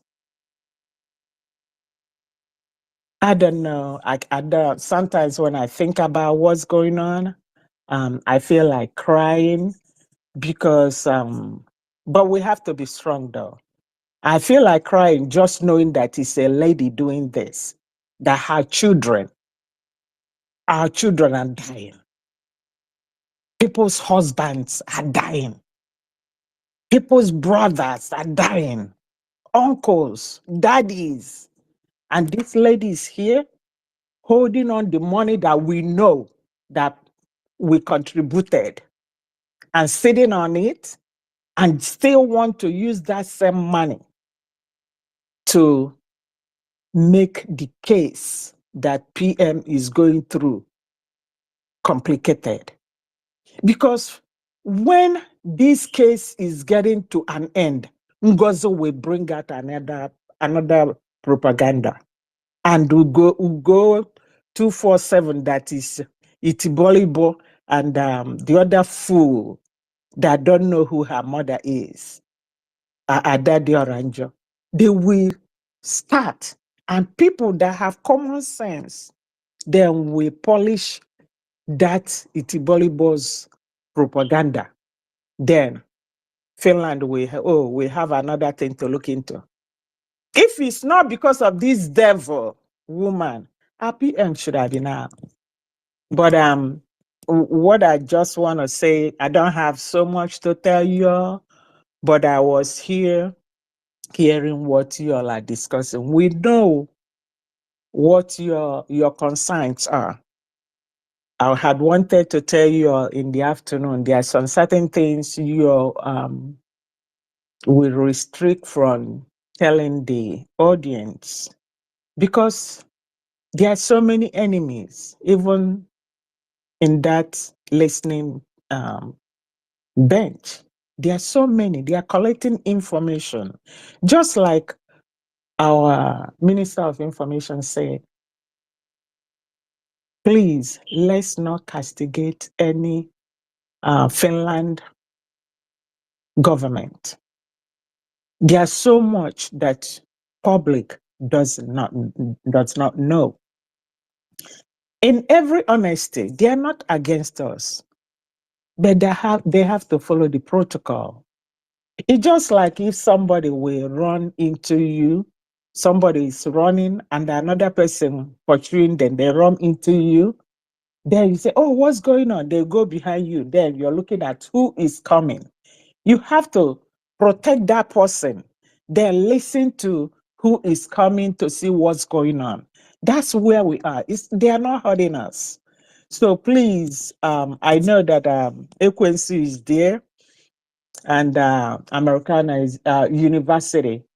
So please, there's some certain issues that when it comes on, Nkiru, Stella, I applaud every one of you, but there's some certain topic that when it comes up, you will try to see how you can wash it down a little bit, because I think they are for us. For now, that's all I can tell you. But I just called this evening to say thank you, thank you, thank you for all of you. I know your protocol is to, first of all, greet every individual. I did not do that, but I'm greeting everyone that is in there, that is working hard for Biafra. That's all I have to say. I will yield my mic. Thank you again. Yeah, thank you very much, Honorable. Thank you. Thank you, ma. Thank you. Yes, Thank sir. you so much. Okay, you Let can me put me down. stand on the existing protocol. This is an honorable member. I support her submission with a whooping sum of 50 ejema. Hallelujah, hallelujah. Thank Thank you, you so sir. much. Thank you, sir. Biafra Vision. Hello, everyone. I greet all the honorable cabinet in this space today. I'm happy that I can see numerous of you in this space. Specifically, I have a question to our information minister. I don't know if you are still listening to me, please, with my humble voice, I want you to. Minister of Information, are you there?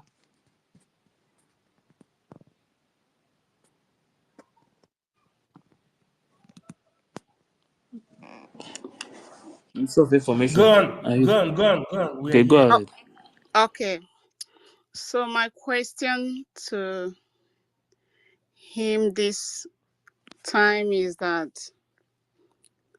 I am a good listener and also I'm a good observer in everything.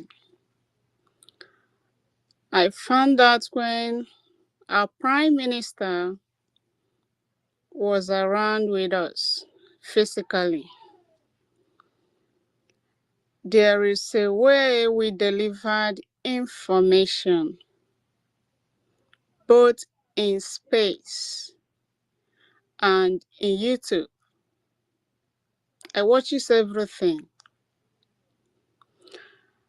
I discovered that our information minister usually coordinates some of information. Whenever they come in group and bring out information, we would like to tell people in space to carry it on. This is what we have to discuss. And I found out that those days,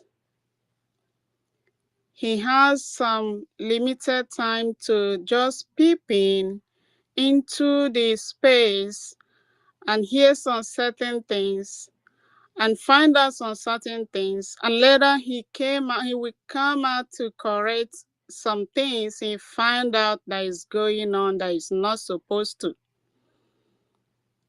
But I know that he has a lot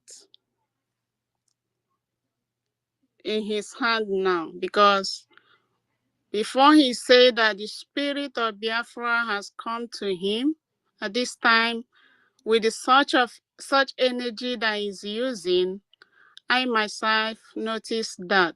But in line with what Mr. Ayo said, yes, he spoke some of the things I wanted to say. Some of the cabinet sometimes peeped in, listening. Like now, there is another topic that came out from Ngozi or Abeze, sending perfume letters to our prime minister. That's another topic. I want to ask Mr. Information Minister, please, can it be possible for you to relate to the people in space the particular topic and also look into the topic we discuss in this space. And also could go, if it's possible to have Zoom for those people that will be hosting space and those people that will be coordinating a space, at least it will be good because you are a good analyst. And I find out that is it possible that we keep talking about Ngozi all through the week in this space, while we knew that our supreme leader Mazen Nnamdi Kanu is a prophet who has been in detention in Nigeria, and I knew that he has been praying for BIAFRANS. Remember, he said, God, I need 100 men. Do you think that 100 men that he has been praying, even continue praying while he is in detention, do you think is not what is playing out now? Do you think it's not that opportunity has come, even though when we look at it, it seems as if that our money has been divided, but when I'm thinking that prayer is what has been answered now. Please, can we continue to be talking about Ngozi? Then when the Prime Minister was around us, he said, our problem is Nigeria. I found out that most of the topic that we have in space goes direct to Nigeria, the things they do to Biafrans. But these days, the mission of Ngozi has thwarted that. Is there any way we can have a topic? Because I have someone those days when our Prime Minister is with us in physical that used to tell me that, do you know that those things that we say help to protect them at home? Because they now knew that Biafra have people. Thank you. That's what I can say. Can yield my mic here. Thank you Thank so you. much. Thank you, Biafra Vision. Thank you. You know, when someone's house is on fire, that person don't leave the fire which he or she is supposed to quench and then start looking for the rodent inside the bush. The first thing you will do is to make sure you quench the fire in your house before you start going hunting for the rodent in the bush. Everything that we are doing works for the interests of this very government. So if we sleep and wake up and see that there is an enemy within, there is a reason that try to destroy everything, we have to unleash the fire inside the house. That does not in any way deviate us from our focal point, which is the zoo terrorists. And when you look at it very well, you will see that whatever the enemy in the house is doing is to the benefit of the Zoological Republic. Musa said, for them to cripple the defense of the Biafra liberation, they have to first attack our finance. The evil woman that you just called name now, when Prime Minister was called up for interrogation, what is the first target that she went for? It was the finance. She started by bringing up issue of accountability so that you will now start having discredit against those that were given work to do with money. So that at the end of the day, you will clap for her when she is talking about accountability. You will reason and then you will say, oh, maybe there should be transparency, they should give account. I need to know how much the account is. I need to know if somebody is chopping our money. It is a strategy. Just like you want to walk past the village square, you're actually going to the stream, then you want to commit a crime.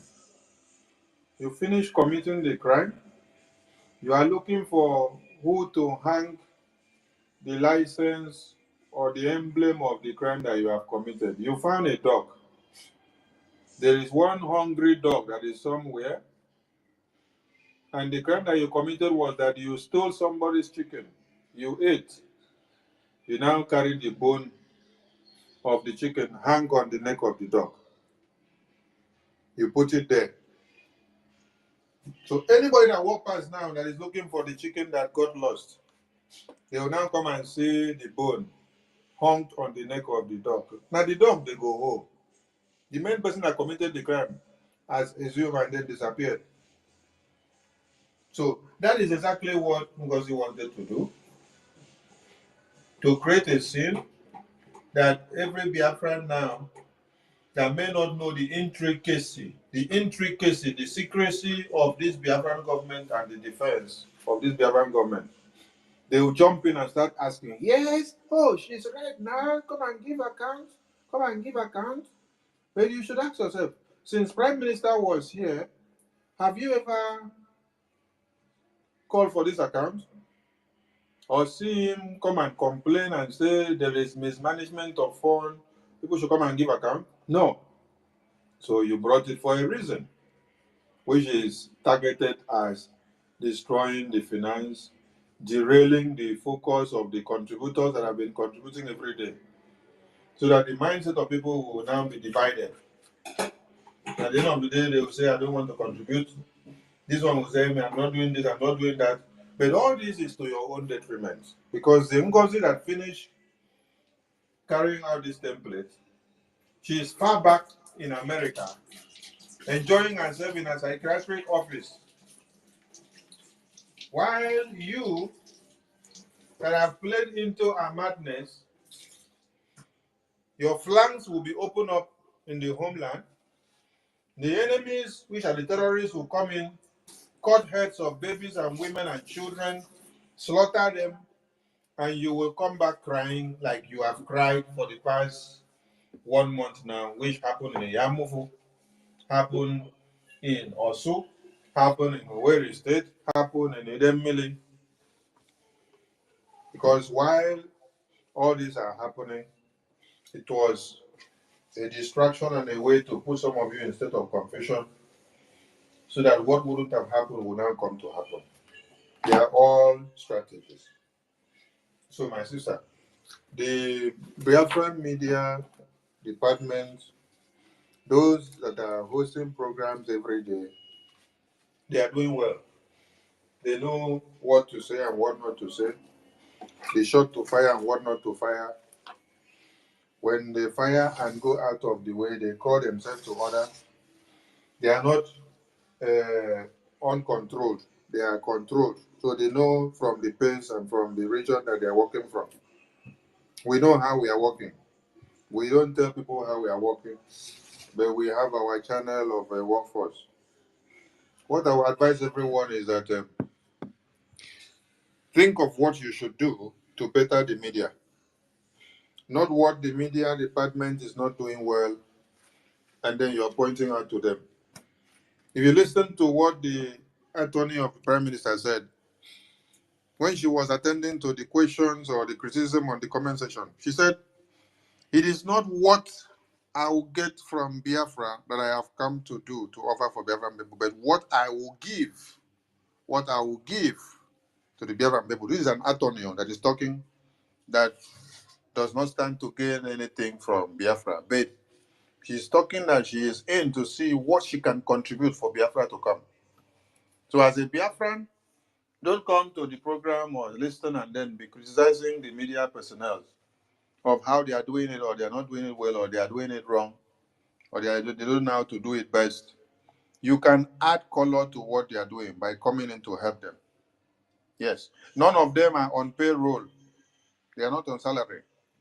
They are all voluntary. They spend their time and energy. They abandon their family and their leisure time. They come out to lecture and stay on air for 24 hours and 48 hours, and at times 72 hours. This is the sacrifice we want to get from people. So all hands on deck. Bring in what you have so that we can see the best of you. Thank you so much. Yeah, thank you very much, Minister of Information. Thank you for that. Megabyte, Mr. Megabyte, Mr. Megabyte. Good evening, my brothers. Can I say Yeah, something before I Kevin, wait sleep? first. It's late now. Yeah. Okay. Mr. Megabyte. Okay, Kevin, go ahead.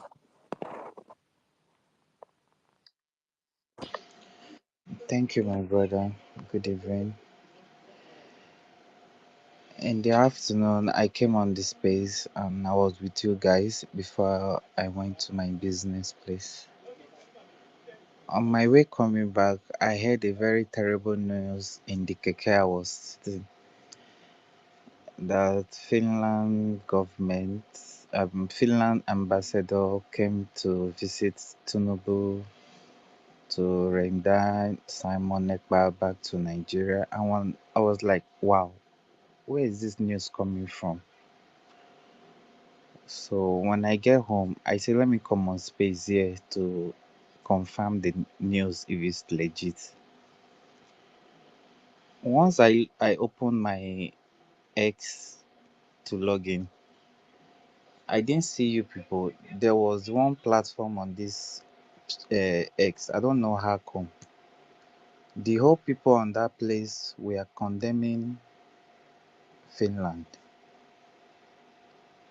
Like 1 hour, I was just listening. They were condemning Finland, and I was just crying. I said, how come? How is Finland doing this kind of thing to us at this point of time? I lost hope. I was just angry with myself. That was from that kind 8 o'clock till around 10 o'clock. And I was like, God, what kind of thing is this one? This die minute, Finland has turned their back on us. Suddenly, I was knocked out from the space. I could not see those people again. I could not get that platform again. Till I decided to be awake till this time. Luckily, around 12, you people come up. And I was just say, let me listen this one if it's the same thing. So when our honorable here was making the speech, he now said something like, we should not listen to people that they are condemning Finland, that Finland will never do such thing to us. And I was like, wow. So these people are going this very extent. Like Nigeria, is this how this country? Nigeria wicked though. How, oh, like all the news where they keep people, they not put them for news. I know they hear that one. I was so marveled to hear this evening that they are bringing back Simon Ekpa back to Nigeria. And the news was almost all the whole radio. The whole radio, we are talking about it. But all the things where they happen, they need to talk about them. I'm so happy now that at least what they are saying is not the right thing. I'm having confidence back and I'm happy back. Thank you, my brothers and sisters. God will bless you people, and you people should keep trying. I will support this platform with Son of 5AG. In the morning, I will send it to the group. God bless you people. Good night from here. Thank you, Kelvin.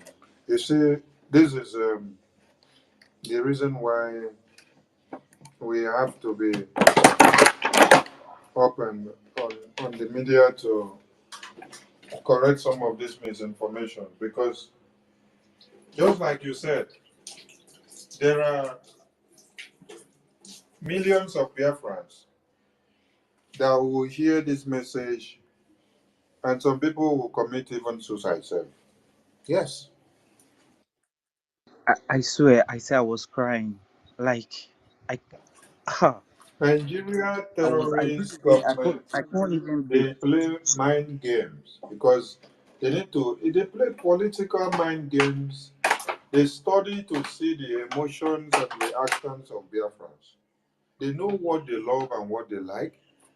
It's just like you sleeping and then you wake up, you see that um, Prime Minister or Supreme Leader, our Supreme Leader, Martin Amdekano, has been sentenced to 10 years imprisonment. Ask me what will happen to thousands of Biafrans on getting such message. So this kind of misinformation and propaganda, they have done it before in 2023.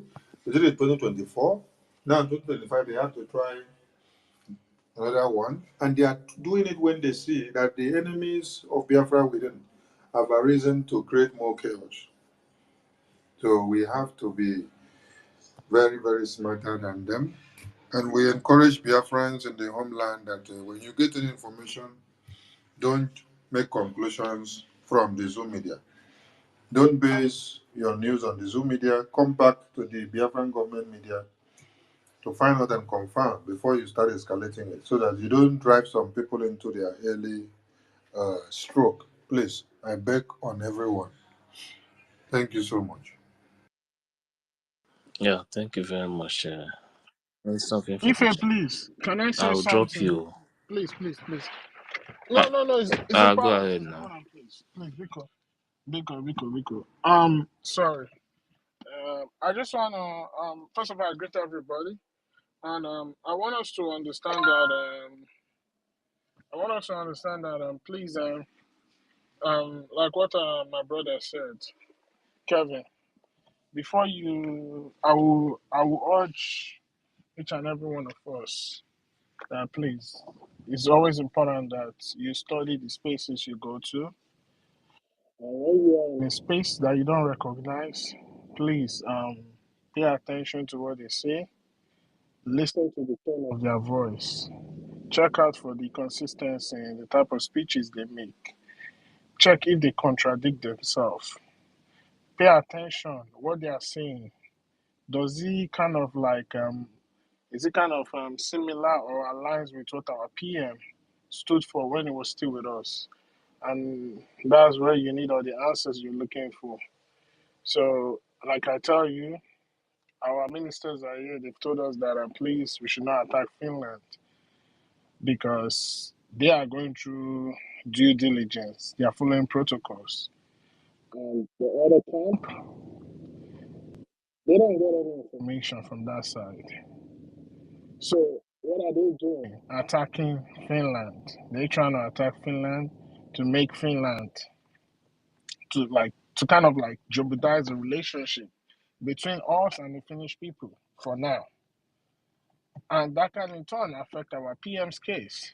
So we want to refrain from anything that will cause any more difficulties for our PM. So please, we should be careful what we listen to. And finally, what I want to say is this journey we are going through, it's not going to be so easy. There are going to be so many mountains to climb. You understand? And what is happening now needed to happen. And I want us to understand that there are different kind of warfare. You have the conventional warfare, you have guerrilla warfare, you have cyber warfare, you have psychological warfare. All these warfares can take place Whether the people were defeated or not, after a while, they will rise up again. But the most dangerous of all, that can affect the victims or those that are being oppressed, is that psychological warfare, because it dips deep into your mind and creates fear. And that same fear you will pass on to your unborn generation. And before you know, that ideology of ever rising up to want to fight for freedom will never ever come again. There are so many instances that it has happened. This is not the first time that psychological warfare has been used. Psychological warfare is always the last resort, because when you see that they cannot stop you physically, you understand?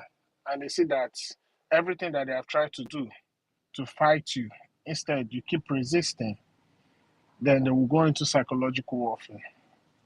So please, everybody that has been coming here hosting space, man, you guys are real heroes. You guys are real genius. You guys are doing so much, and we all need each other to make this work.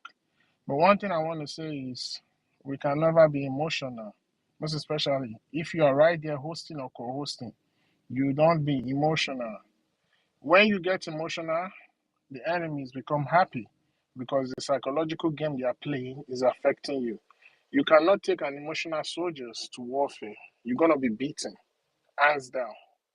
If you remember when our leader Onyindu was here, there was a movie he talked about on his broadcast. I think he said the name of the movie is called El Cid.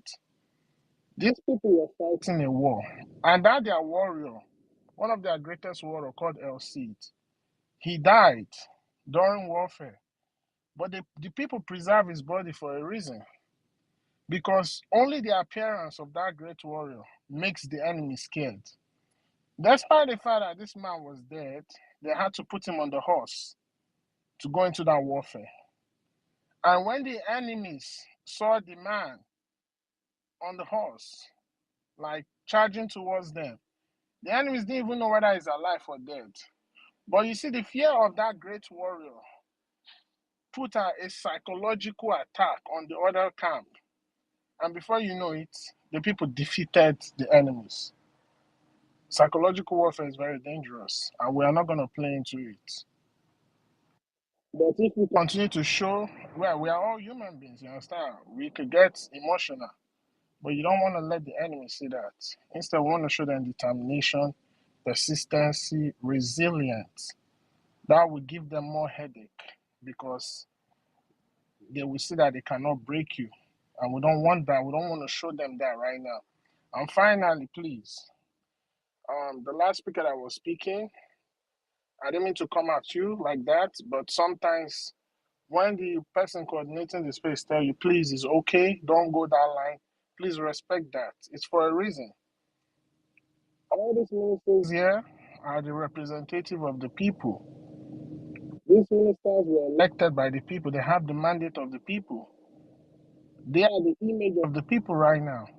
So if you feel like something is not going right, or something that you feel like something that they didn't do right, they owe you that responsibility.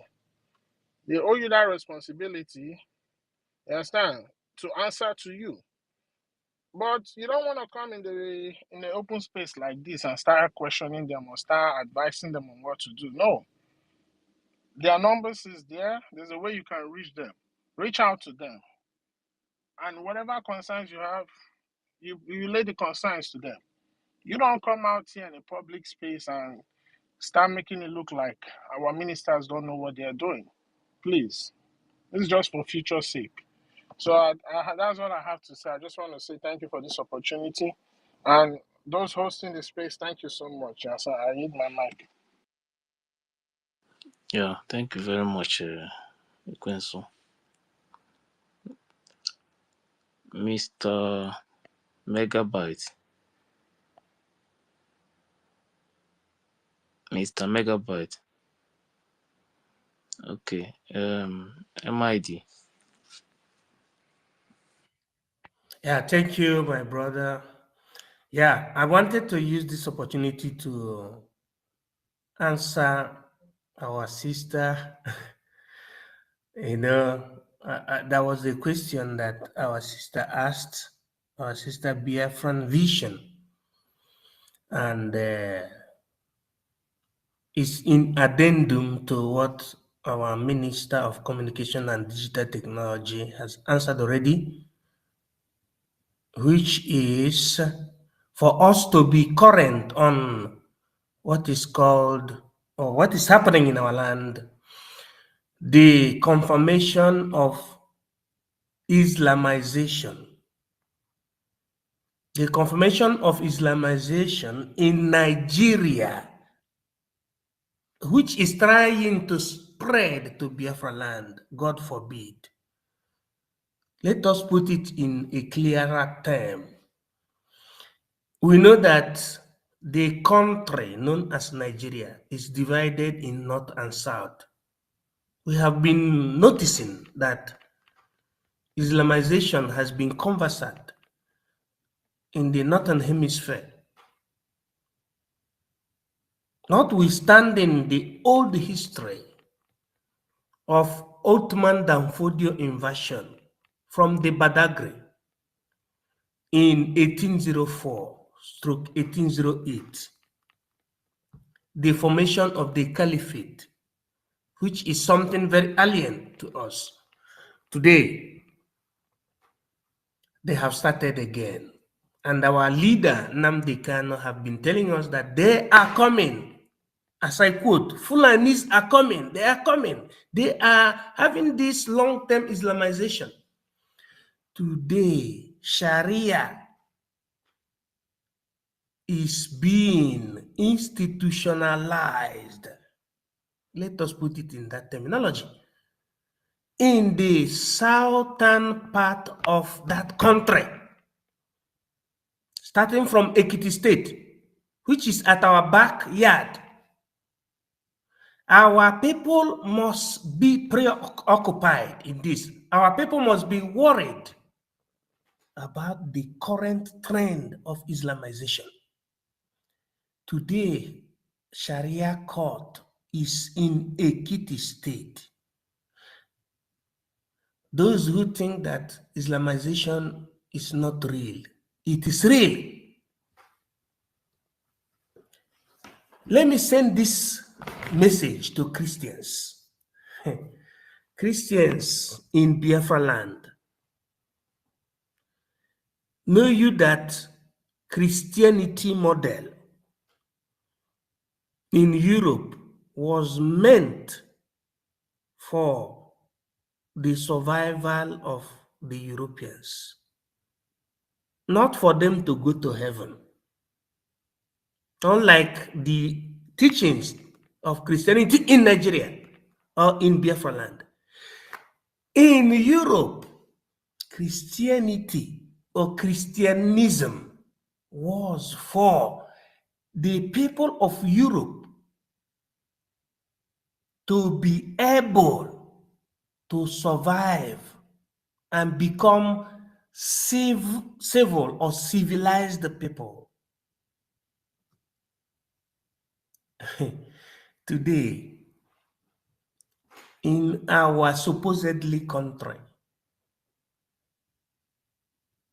Islam is being merchandised to the extent that the people you call you big men and women, even men of God, are converting to Islam, and they are making use of Taj Bank, TAG Bank, that attracted somebody that we thought that was among us, Ngozi. The same tactics is being used today in making sure that they convert our people from the southern part of that enclave into something that they don't know, that we punish their generations. When our sister said, what else can we focus on? We should focus on we Christians, not to allow ourselves to be Islamized. Every preaching we're making in our churches should focus on the fact that there is Islamization coming to the southern part of that country, which is not good.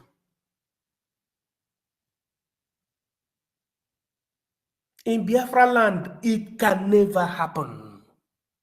It can never happen in Biafra land. Islamization can never happen because we are not Muslims. Ethically, we are Africans and our religion is tradition, African ethics and ethos. One of my Chinese expertise and Japanese expertise in terms of researchers said that if Africans do think that they are Christians, they can never progress. They can never make it in the world. But by the time Africans recognize that they should go back to their tradition is equal to their language, their ethics and ethos, then they can form a nation according to their ethnic backgrounds. They said it.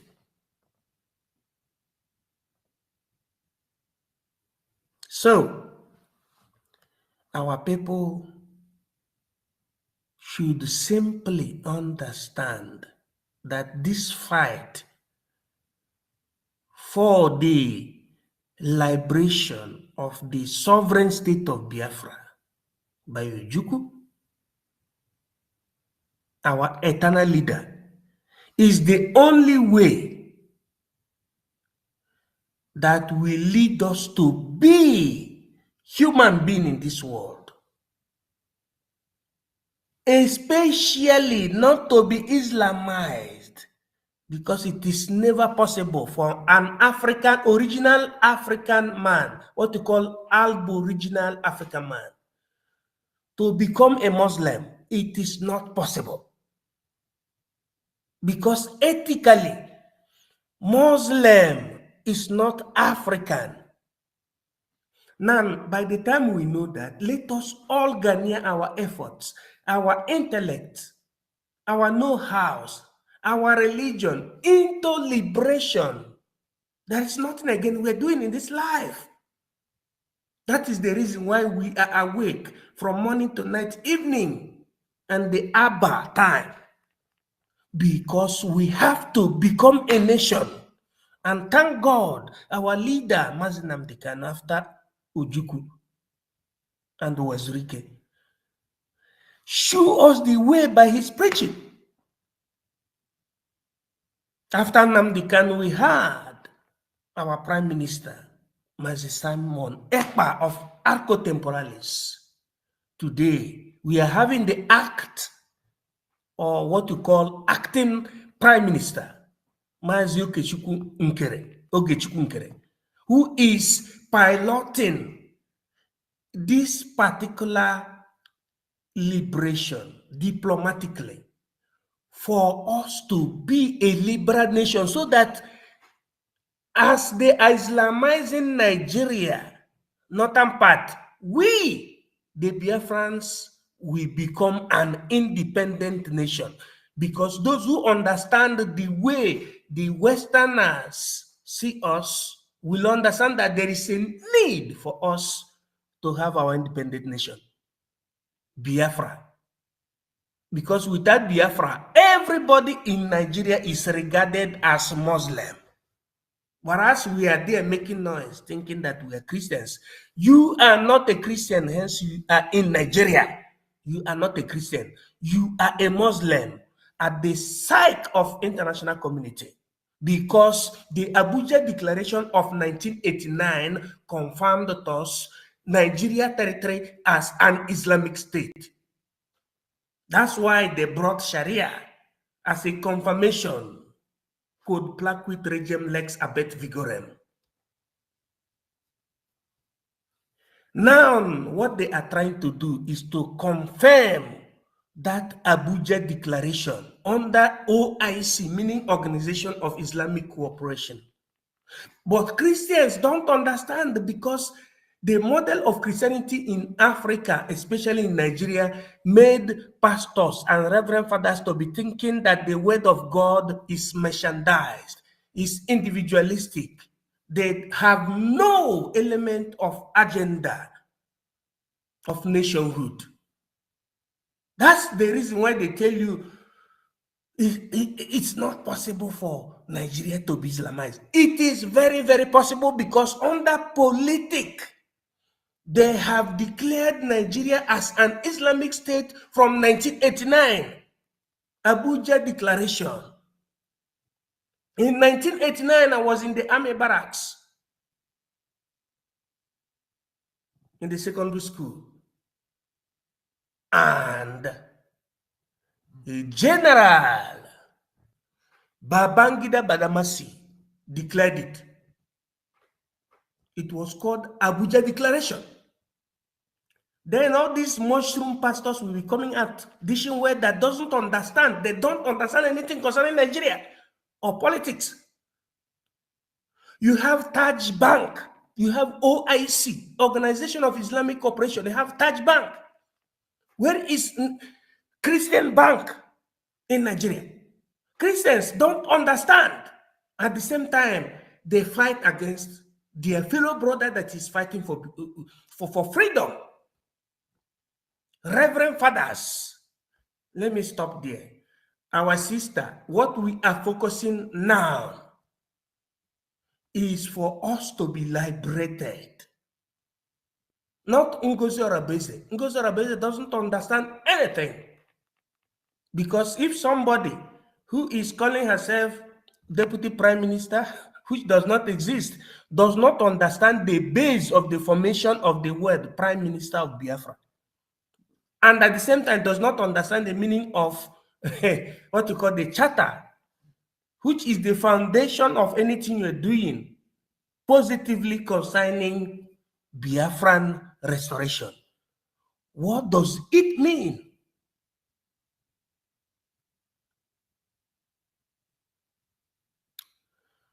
Thank you, my sister. Let me stop now.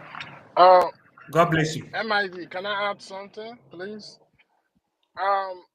Taj Bank is the local level in the zoo. While you have another one called Sukuk. That is based on the international level.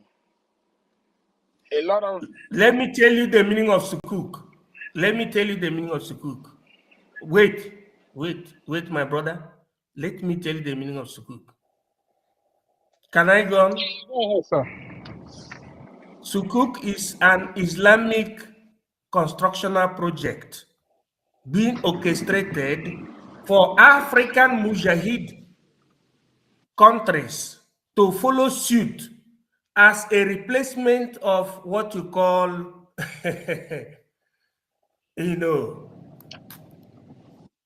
that dictum that Africans stopped abruptly.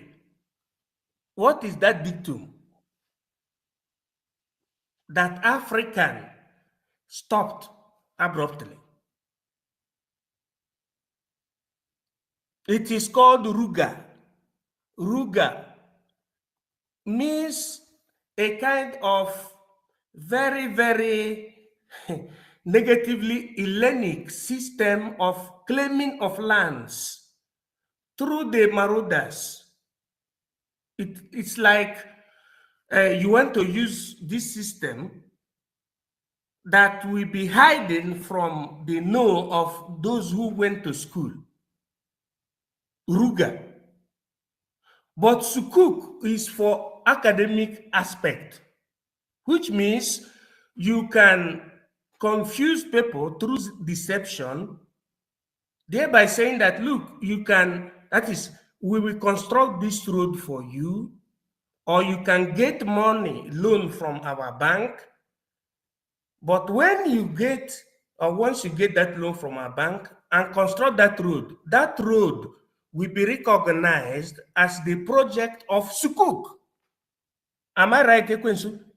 Yeah, you're right. And one other thing that is involved in that Sukuk, if you think it's a joke, anybody in the zoo when you are traveling, you understand, look at the road, you will see a lot of sukuk projects.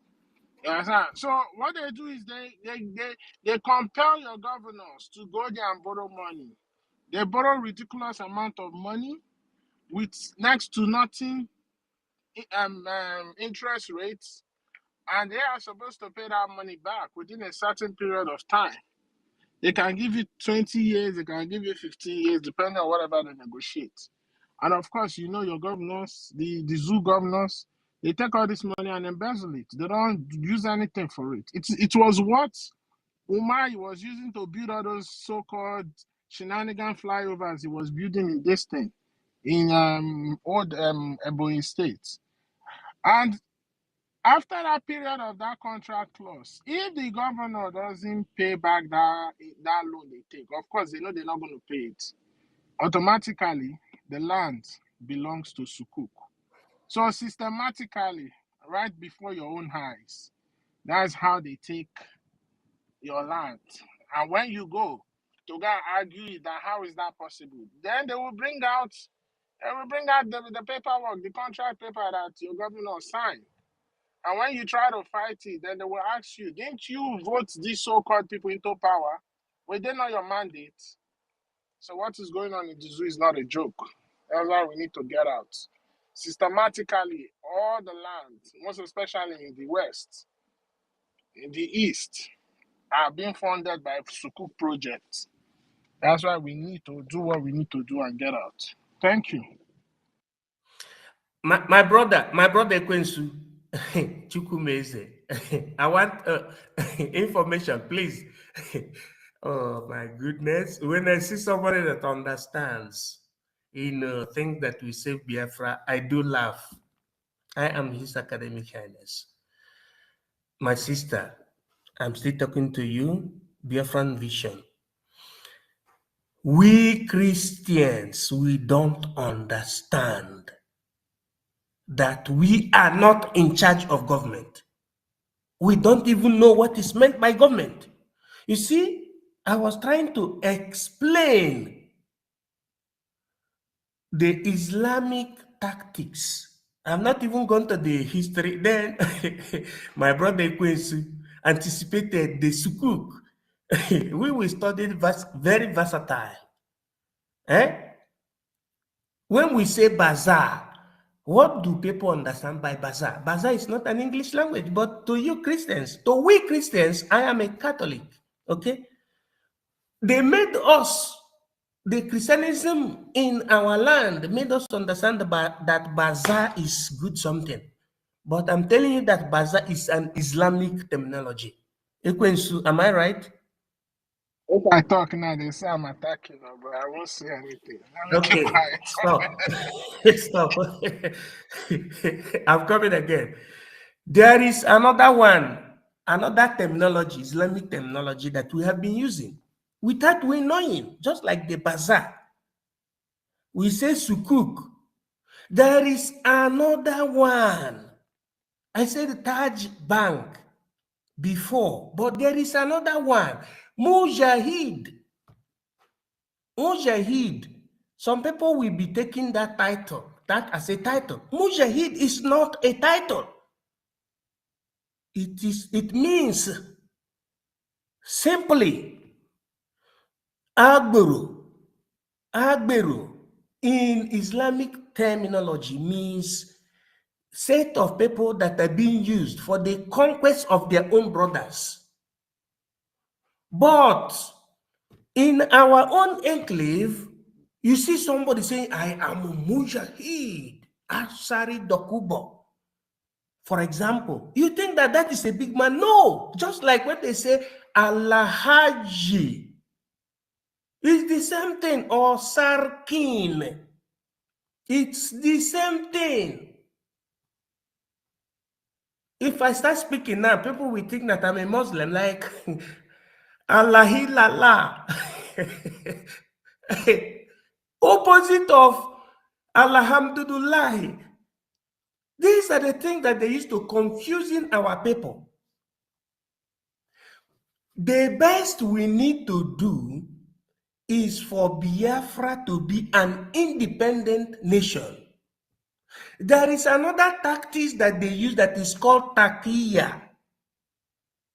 What is the meaning of taqiya in Islamic terminology? Oh, religiously, it is okay to lie if they are trying to deceive an infidel. Thank you. Deception. That is the meaning of taqiya. Taqiya et mujahidin. Taqiya is deceptive means you use to do what? To make people who are gullible to believe that you are a messiah. What we call messiah. That is what they use to deceive the Hausas from before 1804 from the area of Badagry, Lagosia, in the western part of Nigeria.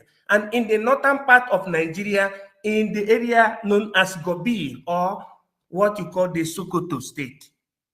There was nothing like Sokoto state, but there was what you called Gober. Am I talking sense? 100%. And also, please tell them how Sunan is antagonistic towards innovation, so that they will understand. Eradication of innovation and establishment of Sunan. Before we talk about even Sultan of Sokoto, there was a man called Othman Danfodio. Othman Danfodio came from the northern part of Africa, Africa of the North, where you have the caliphate today. Do you know the deception they used? The Hausa people, the Gobir Empire, Imperi Gobir. Now, the expedition of Othman Danfodio entered tactically with this deceptive technology or tactics as if they were trying to bring Western education to them. That was what they used to deceive our brothers, the Hausa people. Because I remember that historically, the richest man in Africa was called Mansa Musa. Mansa Musa was from the Hausa enclave, which is traced to the modern state that you call Mali. Thank you. I Thank you. remember his brother was one of the first expeditors in Africa that sailed out to the land of Tamaria. So who is to say that our ancestors were not wise? It's just as gullible as this so-called Fulanis. Yeah, so the Fulanis were people who were being used by the Ottoman Empire. Ottoman Empire is traced in the eastern part of Europe, around 285 after the death of Christ, when Constantine chased them away from the modern day Turkey. During the Christianitas, when the Europeans, formed Christianity and Christianism, this Fulanese has the origin of the people that we are being used for the conquest from Europe. Our people need to understand this thing. But the most important thing, as we are concerned now, is for we Biafrans to do what? To safeguard our own territory, to fundraise. When we are fundraising to safeguard the territory of Biafra, we are doing it for our children, for we ourselves, for our children and our children unborn. Because if we didn't do that, they will overrun us.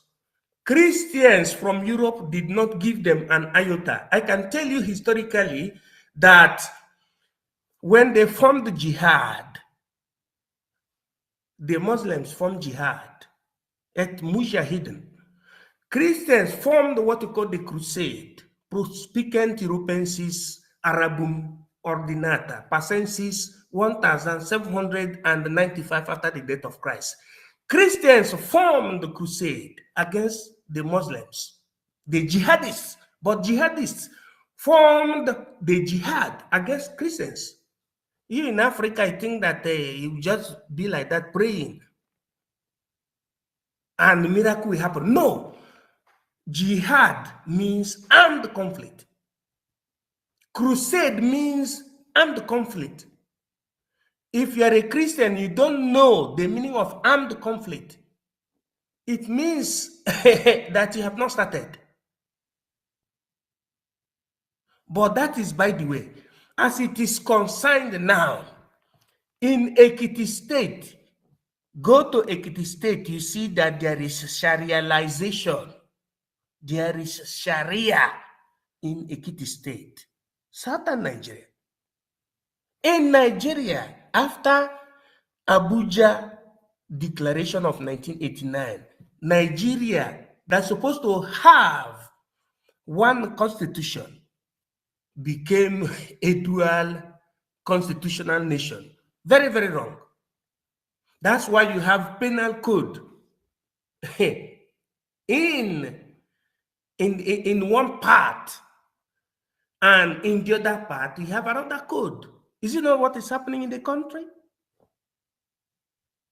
So, Christians and Biafrans need to save themselves by embracing the works of Mazi Nnamdi Kanu, which is inclined in the fight for the liberation of Biafra, which is today represented by the opera of Mazi Simon Ekpa, represented by Biafran Republic government in exile, of which the only instrument you need is to fundraise for the liberation of Biafra. That is the only thing we need, even if it is small or big. Know you that freedom fight, what we are doing under BRGIE, is enshrined under the international law. Article 1, paragraph 2 of Charter of the United Nations. Article 1, Law 28 July 1951. Article 20 of African Union Charters. That is the only thing we have to do. Forget about any other quotation. We need to do that so that we have our nation and govern ourselves and produce whatever we eat and transport it and become human beings, just like the Chinese and all other creatures you have in the Cruza terrestre. I hit my mic in this Arco Temporalis. God bless you in secula seculorum. Sorry, let me just add something. Please, it's very important that we understand what is coming. Another thing I want to touch on is that Sunnah, because we don't know why, you won't get the point, but when they fully Islamize the zoo, but not with Biafrans, then you understand what the main aim and goal for that Sunnah is. And I want to kind of correlate it and also make it kind of antagonistic to what we believe as we Biafrans, because every Biafrans, first of all, were Igbos before we became what we are today. But that doesn't make us that we're not one people, we're still one people. You see, the concept of the Igbo cosmology I want to use is what you have as the Chi and the Eke principle. The Chi and the Eke principle is one comes as an abstract knowledge. The Eke principle is the thought of creativity. Then for it to come into fruition, which is the productivity, you have the third one, which is called the Ikenga. So you can describe human beings, we human, as the Ikenga of Chukwokika-Abịama, because it is his concept that we are created in his own image. Now, I want you to connect it now. Connect it in this aspect now, this eradication of eradication of innovation and establishment of Sunnah it is also a C3 type, but it's just like the same type of principle, but it's not kind of depicting the same thing. But what I'm trying to show you how they all work together. When you talk about innovation has to do with creativity. You understand? Innovation has to do with creative knowledge, turning it into productivity. One thing these people believe in, they believe that every other person is supposed to be down except for their religious leaders and kings. So where this is going to work for them is they have to make sure that they have to destroy all those innovations that will make you think like human being, explore. You understand? Go into your inner mind and try to create new knowledge and how it can affect your life and change you as a person. They want to destroy that and establish Sunnah. Because Sunnah is only going to be teaching you about Islamic morals, Islamic way of life, Islamic language, anything that has to promote Islam, it will be bringing it to you. Thereby, you will not be creative. You cannot produce. You all will just remain under one person because it serves the interest of fidelism. These people, they are fidelists. They are fidelists. And when you go to the north, you can see that today. One Alaji, we open his house on a certain day. All the Amajiris will come there and he will be feeding them. He will be telling them what to do. Tomorrow, if you tell them go and carry gun and start killing so and so people, they will do it. Because that's how the goal is to control your mind and keep you down. And finally, I think it's important I just explain this thing, the meaning of bazaar. You see, bazaar is an Islamic word. It is an Islamic word, and the term bazaar is used for Islam, maybe in a gathering or in an event, any event that has to do with promoting Islamic trade, Islamic moral, anything that has to do with uplifting, anything that has to do with Islam in a gathering of people that are kind of like with the same similar ideology of Islam. It is called bazaar. And today you can see that even the Christians, our brothers and sisters that are Christian, they are using that word without even knowing what it is. This is how language corruption comes into play. I see a lot of things going on, and I just shake my head. You see the way our people are dressing. Today now, what is reigning is the Fulani cap. Gradually, they are changing everything. Right underneath your nose, and you don't know. Most of the tailors or the seamstress in the zoo, the latest fashion now is the making of the Fulani natives. Go to their Senate, you see that's what the Senate wears. Once this thing continue, it only takes one generation, which is about 25 years, understand, for it to become epigenetic. And you lose everything that makes you who you are. You lose your dressing, you lose your way of life, you lose your language. Language corruption.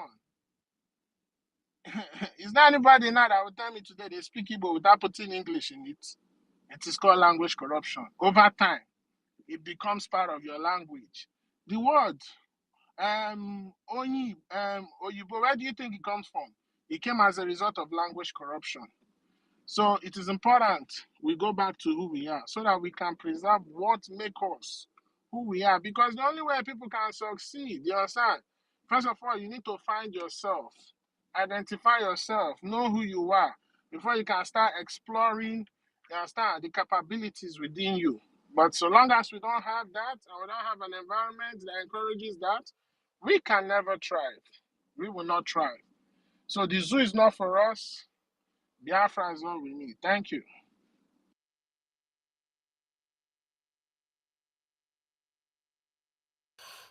Yeah, you said it very correctly. If I can go ahead, I can still stress on that. When our brother said Sunnah, Sunnah has to do with Sunnah al-Islam. Sunnah al-Islam reflect to the second family of Muhammad. So because you have Muhammad Primus and you have Muhammad Secondus.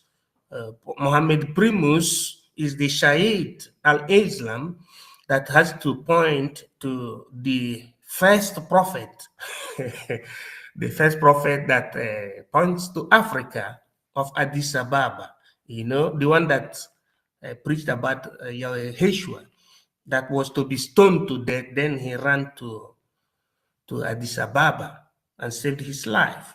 Whereas Sumna al-Islam has to do with Abbasidi, which means the second family of Islam, the one that created Jihad al-Islam, alhamdulillah. Am I talking sense, Ekwensu? Yes, 100%. You're right. You're right. 100%. so now it has to do with radicalism. Now it is Sumna al-Islam that brought about Taj Bank, which means people that says that if they want to go to heaven, they will buy many people. Then by the time they go to heaven, they give them, is it 7 virgins? These are the families of Sumna al-Islam.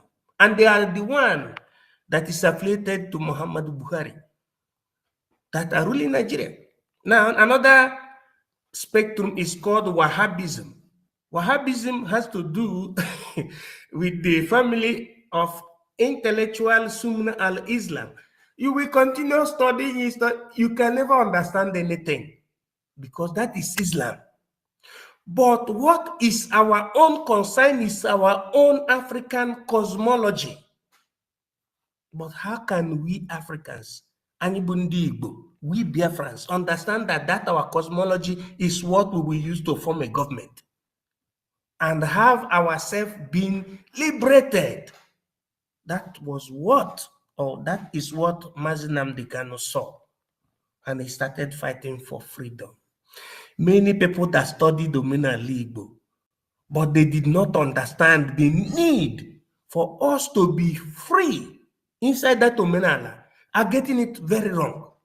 Because you cannot know Omenala Igbo, Omenala Biafra, without knowing the contemporary freedom. Having the mantle of leadership, that is the main thing that we are failing. If you like, you can pray Ave Maria, plena di gratia, Signore con te. But if you are not a government, if you are not the one in charge of the government, it means that your prayer makes no sense. We have many churches in that country, but who are ruling the country are Muslims. Am I talking sense, Ekwensu? 100%.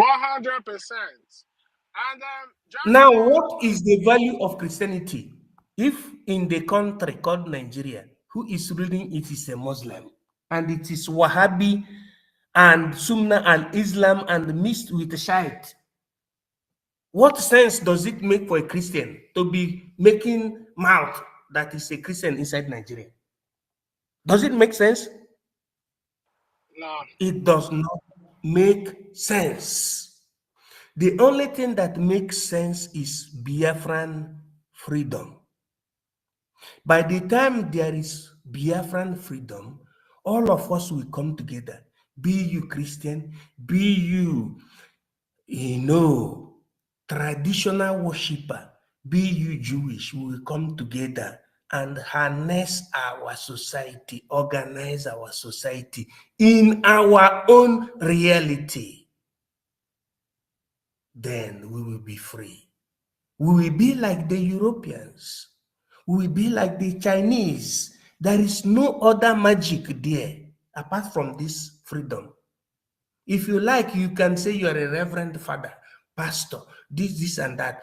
But if you don't have political freedom means the freedom of the people, freedom of our people, as we are a zone, Igodomigodo, Igbo, Biafran people in total. If we don't have that total freedom, all our prayers are in vain because Muslims will come and destroy us. We don't know anything about Muslims. Even African Muslims are not regarded in the Mecca.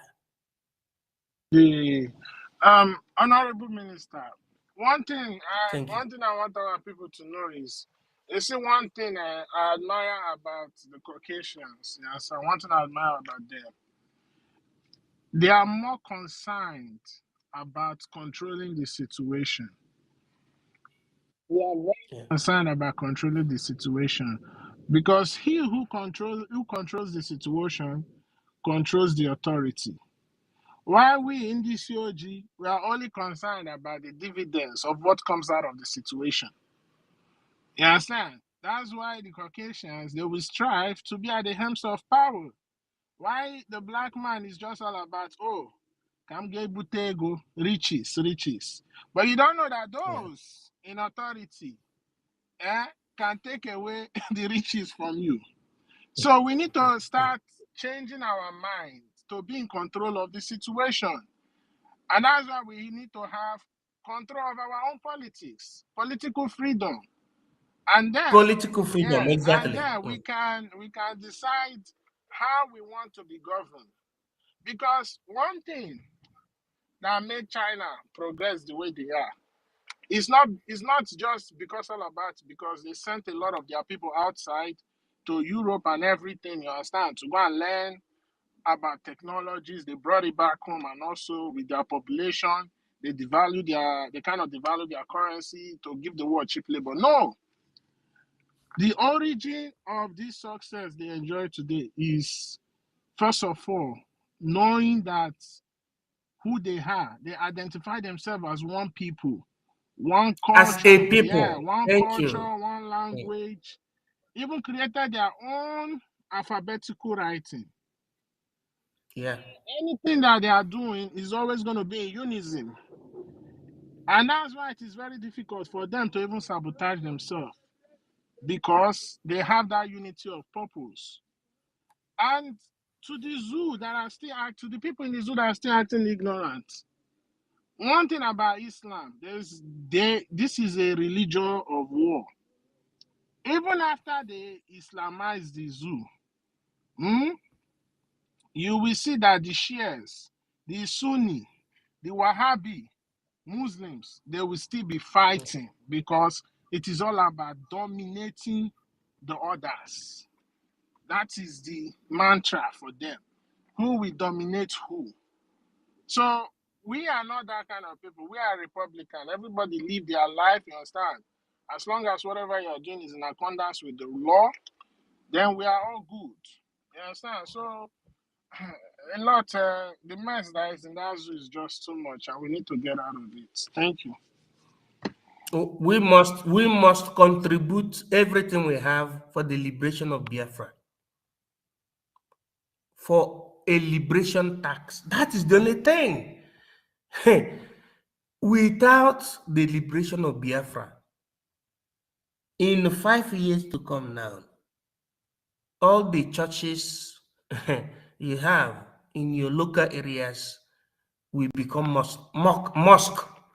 If you doubt what I'm saying, I can quote to you that around 285 after the death of Jesus Christ our Lord, according to the Bible hypothesis, the first Christian cathedral was in Turkey. Turkey was not called Turkey. It was called Byzantium. Where you have the church was called Byzantium. Although Byzantium now is being shifted to Rome, it was called Constantinople. I am His Academic Highness. Constantinople, because it was named after the king that was called King Constanzo. 285 after the death of Christ. This man was the first bishop you had under Christendom. It was him that sent his expeditions or expedients to save the Christians, the disciple of Jesus Christ, from Antioch in Pisidia in 270s after the death of Christ. Who was killing Christians was called Diocletian. Who studied theology will understand what I'm saying. But today, Constantinople is no longer Constantinople. It is called Turkey. Turkey is an Islamic country. It's not even part of European Union. Right? That is what is coming to happen Yeah, very correct. Very in correct. Nigeria. Very correct. Thank you. The reason why Mm. EU did not add them in European Union is because they understand that the ideology is very different from their own. Yes. You understand? But you know, in Europe, you have the Protestants, you have the Anglicans, you have the Catholics. Although it is still one foundation that leads to Christianity. So it is important we have our own as a people. Even Christianity fought among themselves. You understand? The Protestants in French, and the ones in Britain. The Protestants were being killed in this thing. They were being killed in France. And sorry, they were being killed in Britain. Then France had to ask for them to be given to them so as to have peace. So why do you think they had the Yes. likes of Charles de Gaulle? Charles is not a French name; it's a British It was name. called the Dulce Bellum Yeah. Akpaches. So That was it. having Yeah. a value system and a unity of purpose is very important in the development of every people. So please, we need to do the needful. We cannot be emotionals. We can't be emotional doing this. We have to be persistent, strong, determined, and steadfast. You understand? And Chukwu Okike, who owns this project, will surely make sure that everything come into fruition. But we have to do our own part. Thank you. Yeah. I think they are tired of hearing our voice. Let other people talk. No. Let others go.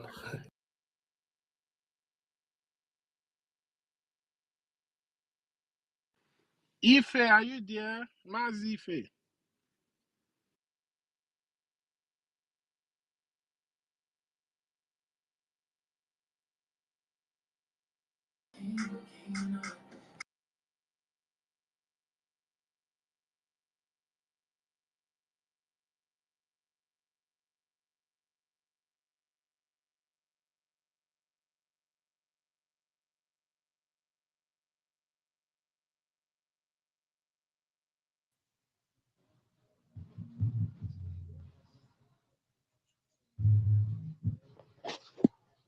Living.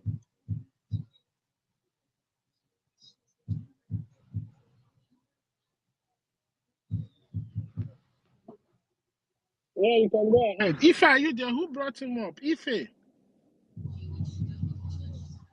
you information minister? Anybody who want to speak can speak. You can take the mic and speak. I don't know. Maybe the host and co-host they are not at by their phone.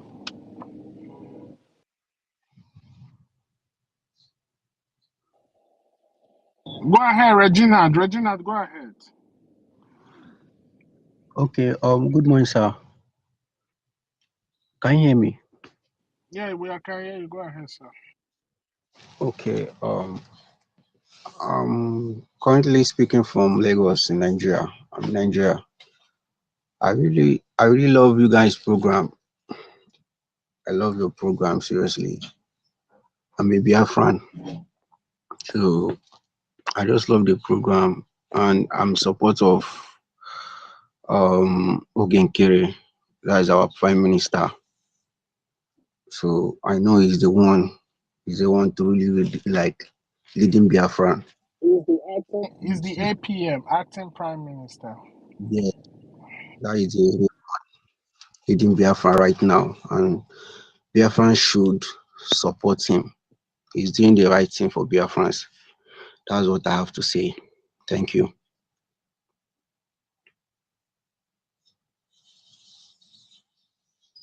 Yeah, let me add to what you said. God bless you from the Lagos. Ogechukwu Nkere was being democratically elected. Before he was elected, there were many people that contested for that position of prime minister, including I myself. Ogechukwu Kere got 2 votes higher than my own in the cabinet. I even voted for him. So at the end, he became the acting prime minister because hence there was a temporary, impediment of the position of the prime minister. There must be a replacement, what you call leader pro tempore. So according to the liberational language. So he was voted in democratically, unlike that woman that is has been bringing lots of confusions, because that one is an impostor, because she just imposed herself on the people, which is not good, which is so unfortunate for a mother like her. I hope she returns back to her senses, because Biafran freedom or quest is not an individual quest, but it is a quest for collectivity and for maturity and unity of purpose. So it is good that you support the right person, Ogechukwu Honorable Nkere, who's the Minister of Finance and the acting Prime Minister. So that is the addendum to what you have said. And apart from that, our people should understand that the reason why people are suffering in Nigeria is because the colonial masters invaded our people. What I mean by our people, mean the African people. When we say Biafra, Biafra did not end only in the land we call Biafra today, historically speaking, but it was very, very large.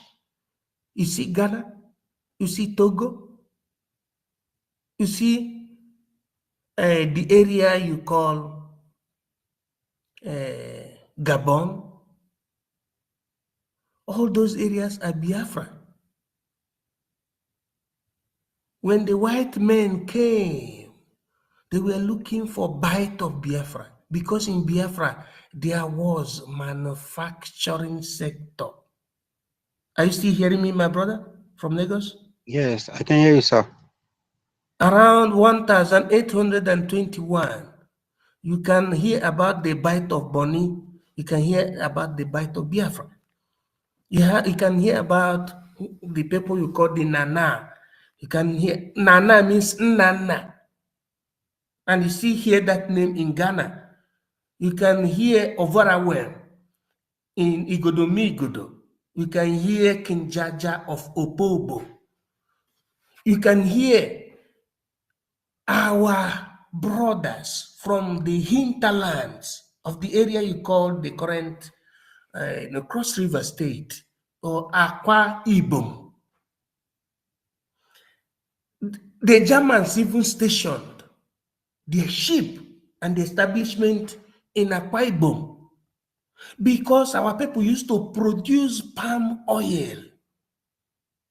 As at that time, there was nothing like olive oil, but you have the palm oil.